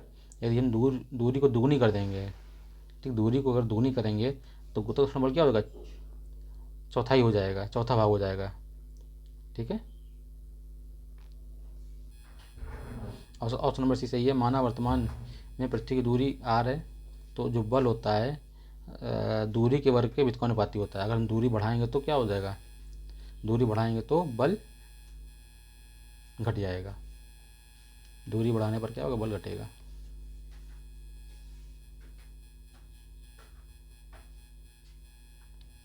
जब कोई वस्तु ऊपर से गिराई जाती है तो उसका भार क्या होता है? जब कोई वस्तु ऊपर से गिरती है उसका भार क्या होता है, भार नहीं बदलता है। ऑप्शन भी सही है। आदर्श परिस्थितियों में वायु प्रतिरोध का नगण्य मानते हुए किसी वस्तु को ऊपर से गिराने पर उसके भार में कोई परिवर्तन नहीं होता है क्योंकि उसका द्रव्यमान जो होता है उस पर लगने वाले गुरुत्वीय त्वरण पर आपूर्ति रहता है। जी का मान क्या होता है, नहीं बदलता है। जी का मान कैसे कांस्टेंट है। लकड़ी, लोहे व मोम के समान आकार के टुकड़ों को समान ऊंचाई से पृथ्वी पर गिराया जाता है। कौन सा टुकड़ा सर्वप्रथम पृथ्वी पर पहुंचेगा, बताइए। लकड़ी, लोहा और मोम के समान आकार के टुकड़ों का समान ऊंचाई से पृथ्वी पर गिराया जाता है तो कौन सा टुकड़ा सर्वप्रथम पृथ्वी पर पहले पहुंचेगा। अगर वायु को नगण्य मान लेते हैं तो पृथ्वी पर सभी साथ पहुँचेंगे, ठीक है। अगर वायु को मानेंगे तो लोहा पहले पहुँचेगा, ठीक कंडीशन है। अगर वायु को नगण्य मान लेंगे तो सभी पृथ्वी पर एक साथ पहुँचेंगे। अगर वायु मान लेंगे तो लोहा सबसे पहले पहुँचेगा, जो भारी होगा सबसे पहले वो पृथ्वी पर पहुँचेगा। हवा में लोहे और लकड़ी समान भार की गेंद को समान ऊंचाई से गिराने पर, ठीक है, पृथ्वी पर दोनों एक समय पर गिरेंगी। एक पहले गिरेगी और एक बाद में गिरेगी। लकड़ी की गेंद बाद में गिरेगी, कुछ समांतराल में गिरेगी, ठीक है। अब देखो क्या बोल रहा हवा में, तो यहाँ हवा का प्रतिरोध है, ठीक है। अगर हवा बोल रहा है तो हवा का प्रतिरोध है, तो लकड़ी गेंद क्या है, बाद में गिरेगी और लोहे गेंद पहले गिरेगी। हवा की अनुपस्थिति में लोहे एवं लकड़ी की समान भार की गेंदें समान ऊंचाई से गिराने पर वो एक साथ पृथ्वी पर पहुंचेंगी। परंतु हवा की उपस्थिति में लोहे और तथा लकड़ी की समान भार की गेंद को समान ऊंचाई से गिराने पर लोहे की गेंद पहले पहुंचेगी, ठीक है। चलिए आगे देखते हैं। दो गेंदें ए और बी क्रमशः 10 किलोग्राम से 1 किलोग्राम की है। उन्हें 20 मीटर की ऊंचाई से एक साथ गिराया जाता है। निम्नलिखित में से कौन सा सही है, ठीक है। अगर हवा को नहीं मान रहे हैं, अगर हवा नगण्य है तो पृथ्वी पर दोनों एक साथ पहुंचेंगी। अगर हवा है तो जो भारी होगी वो गेंद पहले पहुंचेगी, ठीक है। ऑप्शन नंबर सी सही है।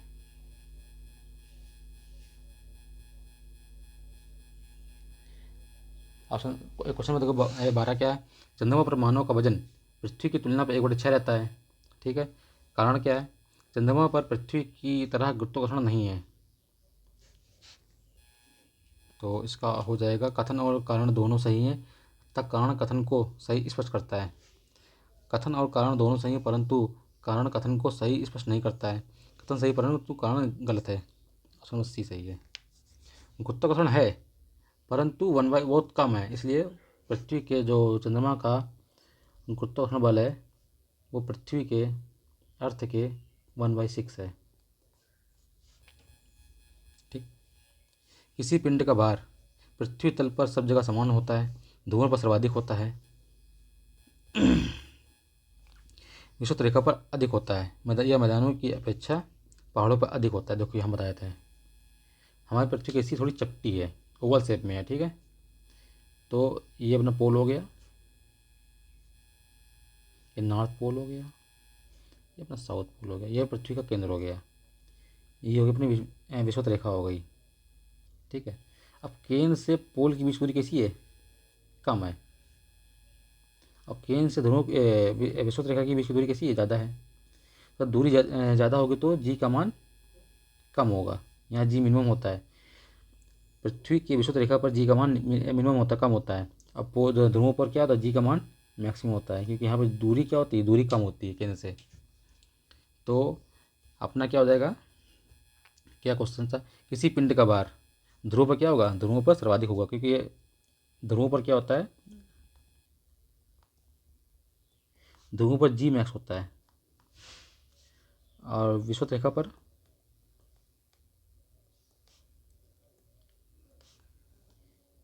जी मिनिमम होता है।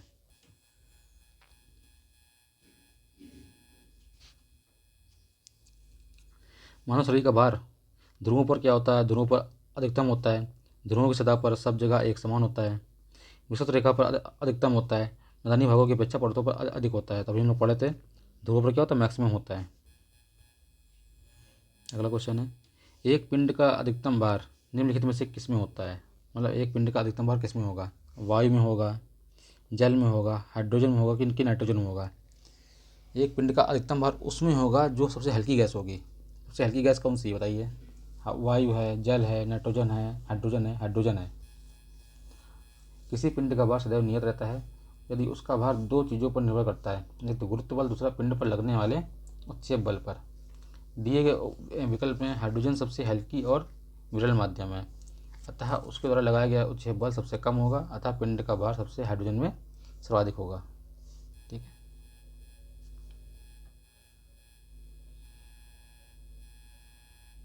गुरुत्व की अधीन विरामावस्था से मुक्त रूप से गिरने वाली किसी कण के मामले में समय t विस्थापन d के विवरणों में किसी में सही प्रदर्शित करती है। गुरुत्व के अधीन कोई वस्तु जो है विरामावस्था से मुक्त रूप से गिर रही है, ठीक है, के मामले में समय t और d में विवरण किसमें सही है, ठीक, देखते हैं। देखिए फार्मूला क्या होता है हम लोग का, 3 फार्मूले होते हैं गति के 3 नियम होते हैं।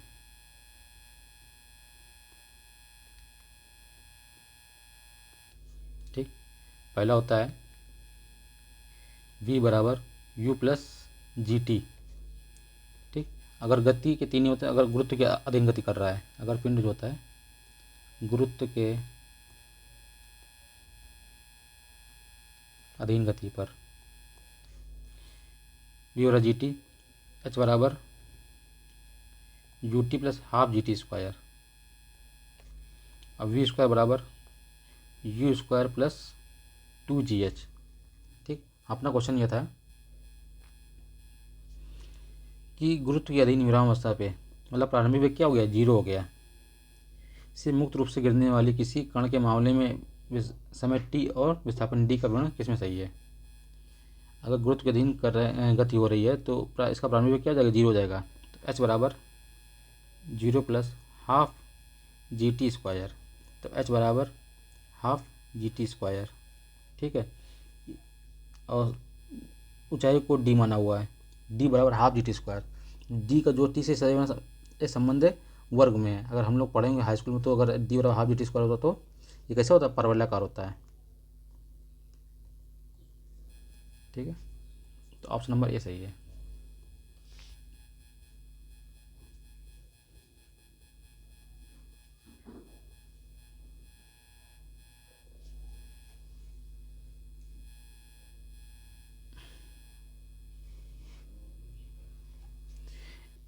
अगला क्वेश्चन देखिए, एक चिकना अनंत तल है, क्षैतिज के साथ थीटा कोण पर अनंत है। ठीक है, ये एक तल है, ये क्षैतिज के साथ थीटा कोण बनाता है। ठीक, दी गई आकृति में दिखाया गया कि एक पिंड विरामावस्था से प्रारंभ कर अनंत पृष्ठ से पर नीचे की ओर फिसलता है। एक मान लो एक पिंड यहाँ पर है, नीचे की ओर मतलब फिसल रहा है। अध स्थल तक पिंड को पहुँचने पर लगा समय। ठीक, यहाँ तक पहुँचने में ए से लेकर बी तक पहुँचने में पिंड को लगा समय क्या होगा, चलिए देखते हैं। ए पर क्या होगा, u इक्वल टू 0, वी पे क्या होगा, इसको कुछ ना कुछ वेग होगा। ठीक, और तय की दूरी कितनी है, एल है, तो गति का द्वितीय समीकरण लगाते हैं, h बराबर U T plus half G T square. ठीक, h क्या हो जाएगा तुम्हारा, यू टी में 0 हो गया plus half G T square. ठीक है, तो h तुम्हारा क्या है, h की वैल्यू दे रखी है l। ठीक, जगह नहीं मिल रही हमको, चलो यहीं देख लेते हैं। s बराबर U T plus half G T square.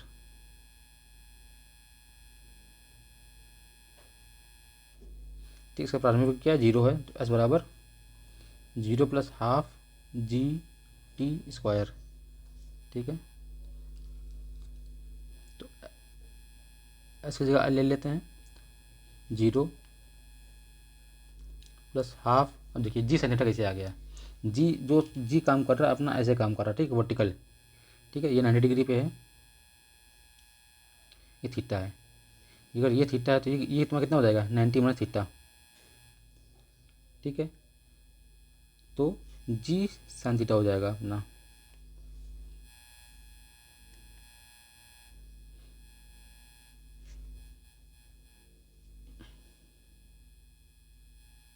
Half G sine theta into T square. Solve करेंगे इसको तो टी कितना आ जाएगा, 12 अपान जी साइन थीटा। ठीक,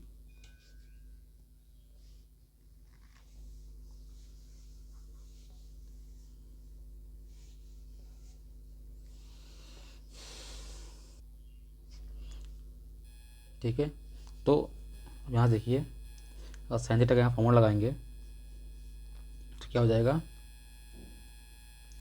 एच बाई एल। ठीक है, अगर एल की वैल्यू निकालेंगे यहाँ से कितना हो जाएगा, एल की वैल्यू निकाल तो हो जाएगा इधर एच बाई साइन थीटा। ठीक, एल की वैल्यू यहाँ पुट करेंगे तो T equal to 2h/g sine square theta. ठीक है, टी साइन स्क्वायर थीटा आपको बाहर निकल आएगा तो क्या हो जाएगा मान, T equal to √2 1/sin theta equal to √2h/g।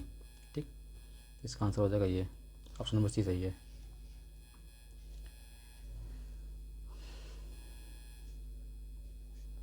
एक ऊंची इमारत 1 सेकंड में 9.8 मीटर पर सेकंड के समान त्वरण के साथ गिराई जाती है। 3 सेकंड बाद वस्तु का वेग क्या होगा बताइए। सीधे v equal to u plus g t लगा देंगे। ठीक है,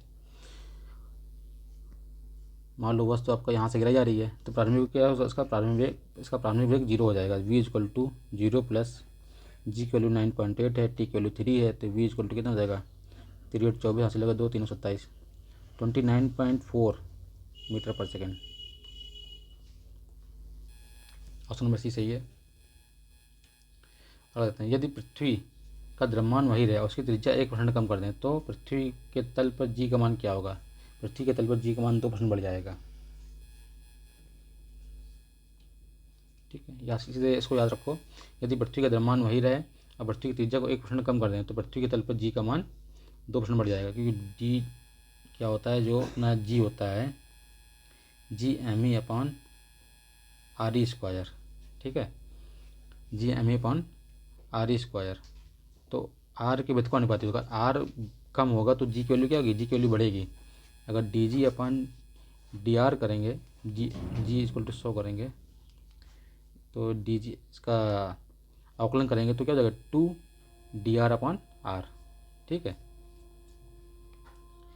त्रिज्या कम करेंगे तो क्या होगा, त्रिज्या कम करेंगे तो उसकी गुरुत्व त्वरण का मान बढ़ेगा।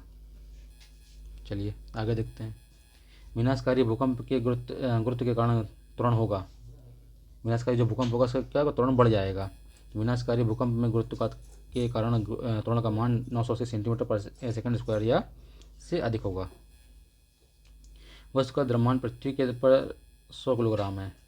ठीक, गुरुत्वजनित त्वरण GE इक्वल टू 10 मीटर पर सेकंड स्क्वायर है। अगर चंद्रमा पर गुरुत्वजनित त्वरण G/6 है तो चंद्रमा पर वस्तु का द्रव्यमान क्या होगा। देखिए कितना बढ़िया क्वेश्चन, इसको उलझाया हुआ है। एक वस्तु का द्रव्यमान पृथ्वी पर 100 किलोग्राम है। ठीक है, पृथ्वी पर जी का मान दे रखा हुआ है। अगर चंद्रमा पर गुरुत्व त्वरण G/6 है तो वस्तु का द्रव्यमान क्या होगा। द्रव्यमान कहीं पर भी हो, दुनिया में कहीं पर भी हो, ब्रह्मांड में द्रव्यमान बदलता नहीं है, वही रहता है। ठीक है, तो उसका द्रव्यमान कितना रहेगा, 100 किलोग्राम ही रहेगा।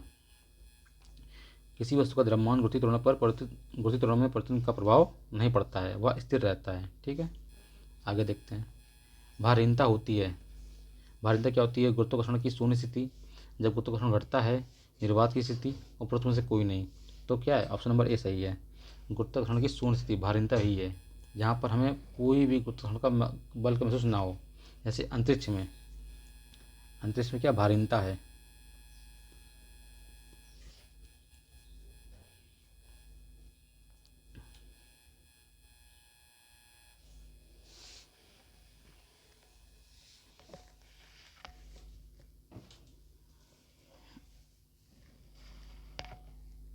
चलिए मैचिंग कराइए। अगला क्वेश्चन है रेडियम की खोज किसने की, मैडम क्यूरी ने की। पेनिसिलिन की खोज फ्लेमिंग ने की। एक्सरे की खोज किसने की, मनोरंजन ने की। चेचक की एडवर्ड जेनर ने की। तो क्या हो जाएगा, ऑप्शन 2 1 4 3, ऑप्शन नंबर ए सही है। रेडियम तत्व की खोज में पीरे क्यूरी और मैडम क्यूरी ने 1898 में की थी। ठीक है, पेनिसिलिन की खोज अलेक्जेंडर फ्लेमिंग ने की थी 1928 में। एक्सरे की खोज 1985 में विलियम रॉन्जन ने की थी। और एडवर्ड जेनर ने 1796 में चेचक के टीके की खोज की थी। पृथ्वी अपने कक्ष में लगभग 4400 किलोमीटर प्रति घंटे की गति से घूमती है। इस तेज गति को हम अनुभव क्यों नहीं कर पाते हैं। ठीक, पृथ्वी के आकार की अपेक्षा हम बहुत छोटे हैं। पृथ्वी की गति की अपेक्षा हमारी गति शून्य है। संपूर्ण वायुमंडल भी चलायमान है। पृथ्वी का गुरुत्वाकर्षण नियंत्रण हमें पृथ्वी के केंद्र पर क्यों खींच रखता है। तो ऑप्शन नंबर बी सही है। अपने कक्ष में पृथ्वी की गति की अपेक्षा हमारी गति क्या शून्य है।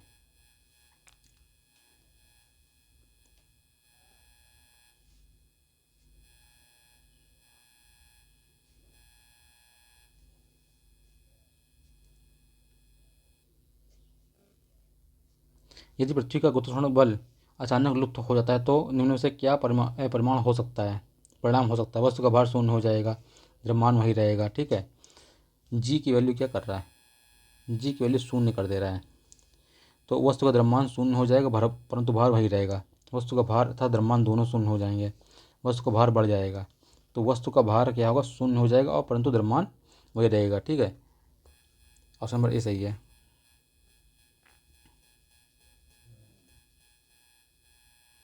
पृथ्वी के चारों ओर परिक्रमा परिक्रमा कर रहा कृत्रिम उपग्रह इसलिए पृथ्वी से नीचे नहीं गिरता क्योंकि उतना ही दूरी अस्तित्वहीन होता है। चंद्रमा के आकर्षण पर निष्क्रिय चंद्रमा के आकर्षण से निष्क्रिय हो जाता है, उसकी नियमित चाल के लिए आवश्यक गति प्रदान करता है, उसी गति के लिए आवश्यक त्वरण प्रदान करता है। ऑप्शन नंबर डी सही है। पृथ्वी के चारों ओर परिक्रमा कर रहे कृत्रिम उपग्रह पर दो प्रकार के बल कार्य करते हैं। नंबर एक केंद्रीय बल, दूसरा प्रक्षोभ बल। केंद्रीय बल गोलाकार पृथ्वी के गुरुत्वाकर्षण बल है, जिसके कारण उपग्रह अपनी गति के लिए आवश्यक अपकेंद्री त्वरण प्राप्त करता है। ठीक है, चलिए आगे बढ़ते हैं। एक उपग्रह भू उपग्रह अपने कक्ष में निरंतर गति करता है, यह अपकेंद्रीय बल के प्रभाव से होता है, जो प्राप्त करता है। कहाँ से प्राप्त करेगा, पृथ्वी द्वारा उपग्रह पर लगने वाले गुरुत्वाकर्षण बल से। ठीक, ऑप्शन नंबर बी सही है। कृत्रिम उपग्रह पृथ्वी से सुस्पष्टता ट्रैक किया जाता है, कैसे बताइए। कृत्रिम उपग्रह पृथ्वी से सुस्पष्टता ट्रैक किया जाता है डॉपलर प्रभाव से। हम लोग इंटर में पढ़े होंगे डॉपलर प्रभाव। अगला क्वेश्चन देखते हैं।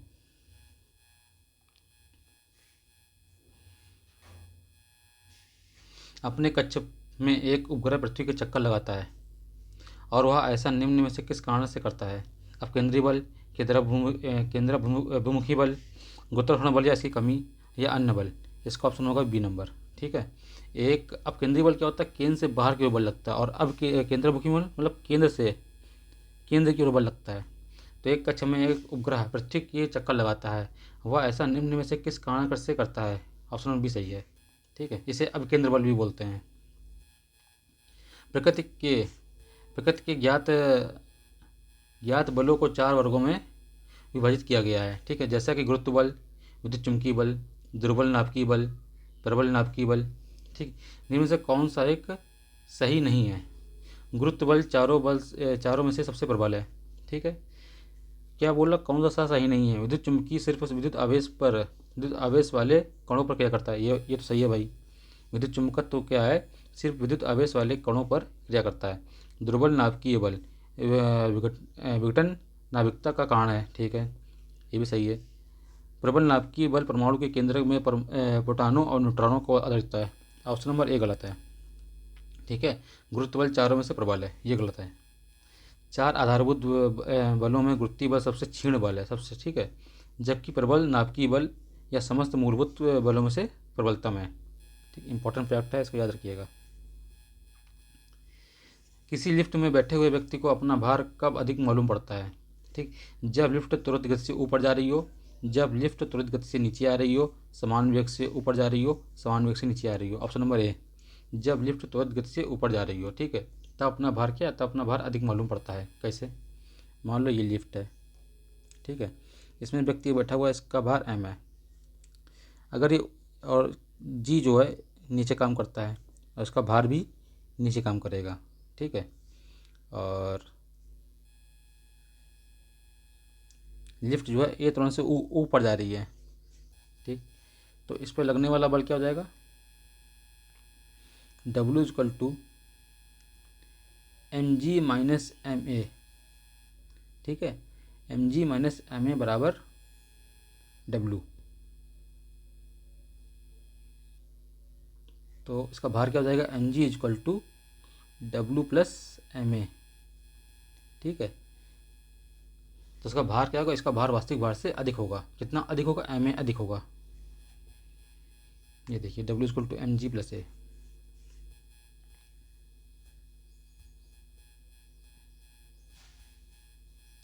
लोलक की काल अवधि T equal to 2 pi √L/G। लोलक की जो काल अवधि होती है लंबाई पर निर्भर करती है, बस केवल लंबाई पर। लोलक की काल अवधि टाइम पीरियड द्रव्यमान के ऊपर निर्भर करती है, नहीं, गलत है। कि लंबाई के ऊपर निर्भर करती है, समय के ऊपर निर्भर करती है, गलत है। तापक्रम के ऊपर निर्भर करती है, भी गलत है। लोलक की जो कालावधि है या आवर्तकाल है T equal to 2 pi √L/G केवल लंबाई पर निर्भर करती है, ठीक है, द्रव्यमान पर निर्भर नहीं करती है। लोलक घड़ियाँ गर्मियों में सुस्त हो जाती हैं क्योंकि लोलक घड़ियाँ गर्मियों में सुस्त होती हैं क्योंकि क्या होता है, T equal to 2 pi √L/G से गर्मियों में क्या है, लोलक की लंबाई बढ़ जाती है, ठीक है। तो इसलिए क्या होती है, थोड़ी घड़ियाँ जो है सुस्त हो जाती है, अर्थात लोलक की लंबाई बढ़ जाती है। T equal to 2 pi √L/G से, सही है। लंबाई बढ़ने पर क्या होगा, इसका आवर्तकाल बढ़ जाएगा। आवर्तकाल बढ़ेगा तो घड़ियाँ क्या सुस्त हो जाएंगी गर्मियों में। अगला क्वेश्चन देखिए, एक लड़की झूले पर बैठी है, एक लड़की झूले पर बैठी स्थिति में झूला झूल रही है। यदि लड़की उस पर खड़े हो जाने पर क्या होगा। ऐसी लड़की है झूला पर झूल रही है, अगर लड़की खड़ी हो जाएगी तो उसका आवर्तकाल क्या हो जाएगा, उसकी जो प्रभावी लंबाई वो घट जाएगा। कैसे, जब लड़की बैठी है तो उसका सेंटर ऑफ ग्रेविटी क्या है, नीचे, एकदम नीचे होगा। जब खड़ी हो जाएगी तो सेंटर ऑफ ग्रेविटी थोड़ा ऊपर हो जाएगा, अर्थात प्रभावी लंबाई जो है थोड़ी कम हो जाएगी। अगर लंबाई कम होगी तो उसका आवर्तकाल क्या होगा, आवर्तकाल कम हो जाएगा।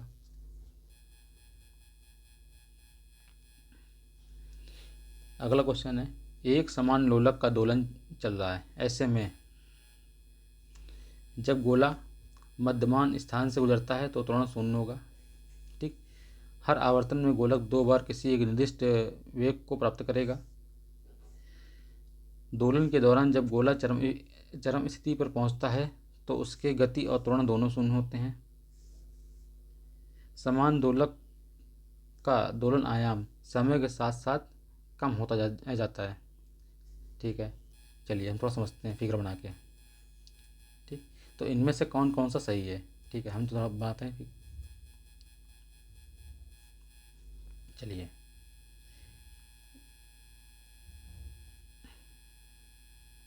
ये हमारा दोलन है, ठीक है, लोलक है।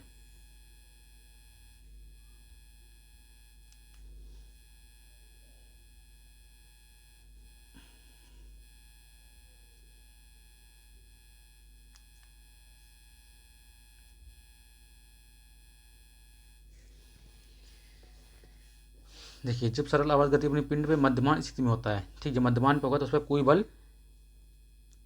बल काम नहीं करेगा। इसका त्वरण क्या होगा, इसका त्वरण शून्य होगा, ठीक है। वेग क्या होगा, वेग मैक्सिमम होगा, ठीक। गति ऊर्जा क्या होगी, अगर वेग मैक्सिमम तो गति ऊर्जा भी मैक्सिमम होगी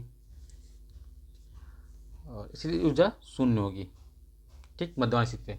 देखिए, जब अपना लोलक जो है मध्यमान इस स्थिति में होगा तो उसका कोई बल नहीं काम करेगा, ठीक है, त्वरण शून्य होगा।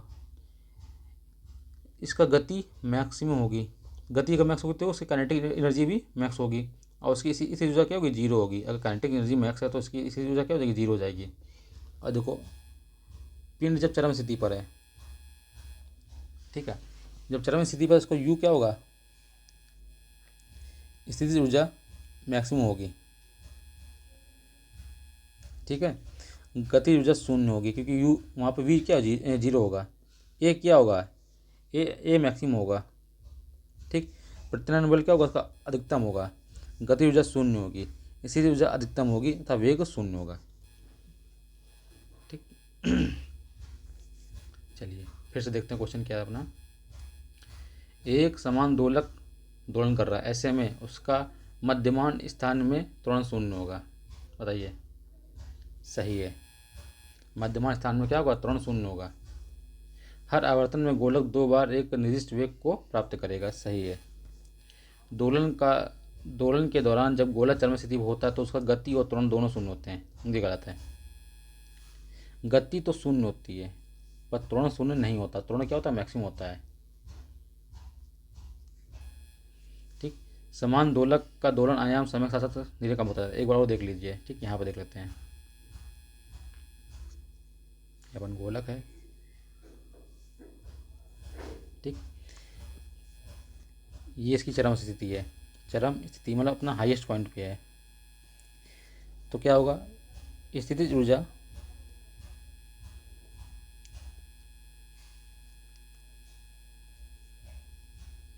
अधिकतम होगी, गति ऊर्जा जीरो होगी, गति जीरो होगा, त्वरण अधिकतम होगा, और उसका प्रत्यानयन बल कैसा होगा, अधिकतम होगा। ठीक, ये 5 चीज़ें याद रखने वाली हैं। स्थिति ऊर्जा अधिकतम, गति ऊर्जा जीरो, और गति जीरो होगी तो उसकी गति ऊर्जा क्या जीरो हो जाएगी। त्वरण मैक्सिमम, प्रत्यानयन बल मैक्सिमम। मध्यमान स्थिति में, ठीक, इसका वेग मैक्सिमम। अगर वेग मैक्सिमम तो काइनेटिक एनर्जी क्या होगी, मैक्सिमम। अगर काइनेटिक एनर्जी मैक्सिमम होगी तो उसका स्थिति ऊर्जा जीरो होगी। ठीक है, प्रत्यानयन बल शून्य होगा। ठीक, कोई प्रत्यानयन बल नहीं काम करेगा। त्वरण क्या हो जाएगा, शून्य हो जाएगा। चलिए आगे देखते हैं। पेंडुलम घड़ी तीव्र गति से चल सकती है। कब कब चलेगी, जो इसका आवर्तकाल किस पर निर्भर करता है बताइए। ग्रीष्म में, बसंत ऋतु में, वर्षा ऋतु में, शीतकाल में। शीतकाल में गति तेज से चलेगी। ठीक है, इसका आवर्तकाल कम हो जाएगा। पेंडुलम घड़ी शीतकाल में तेजी से चलती है क्योंकि इसका आवर्तकाल घट जाता है, अतः ग्रीष्मकाल में इसका आवर्तकाल बढ़ जाता है। फलस्वरूप पेंडुलम की घड़ी की ग्रीष्मकाल में धीरे धीरे चलती है, अतः वह सुस्त हो जाती है। पृथ्वी प्लानर वेग v इक्वल टू कितना आता है, पृथ्वी प्लानर 11.2 किलोमीटर पर सेकंड होता है। ठीक है, 11.2 किलोमीटर पर सेकंड। और पृथ्वी के प्लानर वेग और कक्षीय वेग में संबंध क्या होता है, v equal to √2 into v. चलिए आगे। अगर किसी वस्तु को 8 किलोमीटर प्रति सेकंड के वेग से अंतरिक्ष में फेंका जाए तो क्या होगा।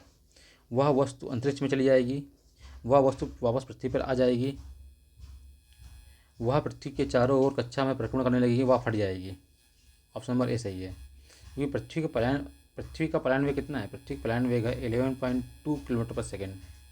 अगर इस स्पीड से किसी वस्तु को फेंकेंगे तो पृथ्वी पर से पार चली जाएगी। ठीक है, तो वह अंतरिक्ष में चली जाएगी, नहीं तो वापस पृथ्वी पर आकर गिरेगी। अगर किसी वस्तु का 8 किलोमीटर प्रति सेकंड के वेग से अंतरिक्ष में फेंका जाए तो क्या होगा, वह वापस आकर पृथ्वी पर गिरेगी। चंद्रमा पर वायुमंडल नहीं होने का कारण क्या है। वह पृथ्वी के निकट है, वह सूर्य से प्रकाश प्राप्त करता है, वह पृथ्वी की परिक्रमा करता है, इस पर गैस अणुओं का पलायन वेग उसके वर्ग माध्य मूल वेग से कम होता है। ऑप्शन नंबर डी सही है। चंद्रमा पर वायुमंडल नहीं है पाया जाता है क्योंकि वायुमंडल अनेक गैसों का मिश्रण है। चंद्रमा पर पलायन वेग का मान लगभग 2.54 किलोमीटर पर सेकंड है तथा धरती के पलायन वेग का मान 11.2 किलोमीटर पर सेकंड है। ठीक है, चंद्रमा पर पलायन वेग से गैस के अणुओं का वेग ज़्यादा होने के कारण वे वहाँ से पलायन कर जाते हैं, इसी कारण चंद्रमा पर वायुमंडल का संभव नहीं है। ठीक है,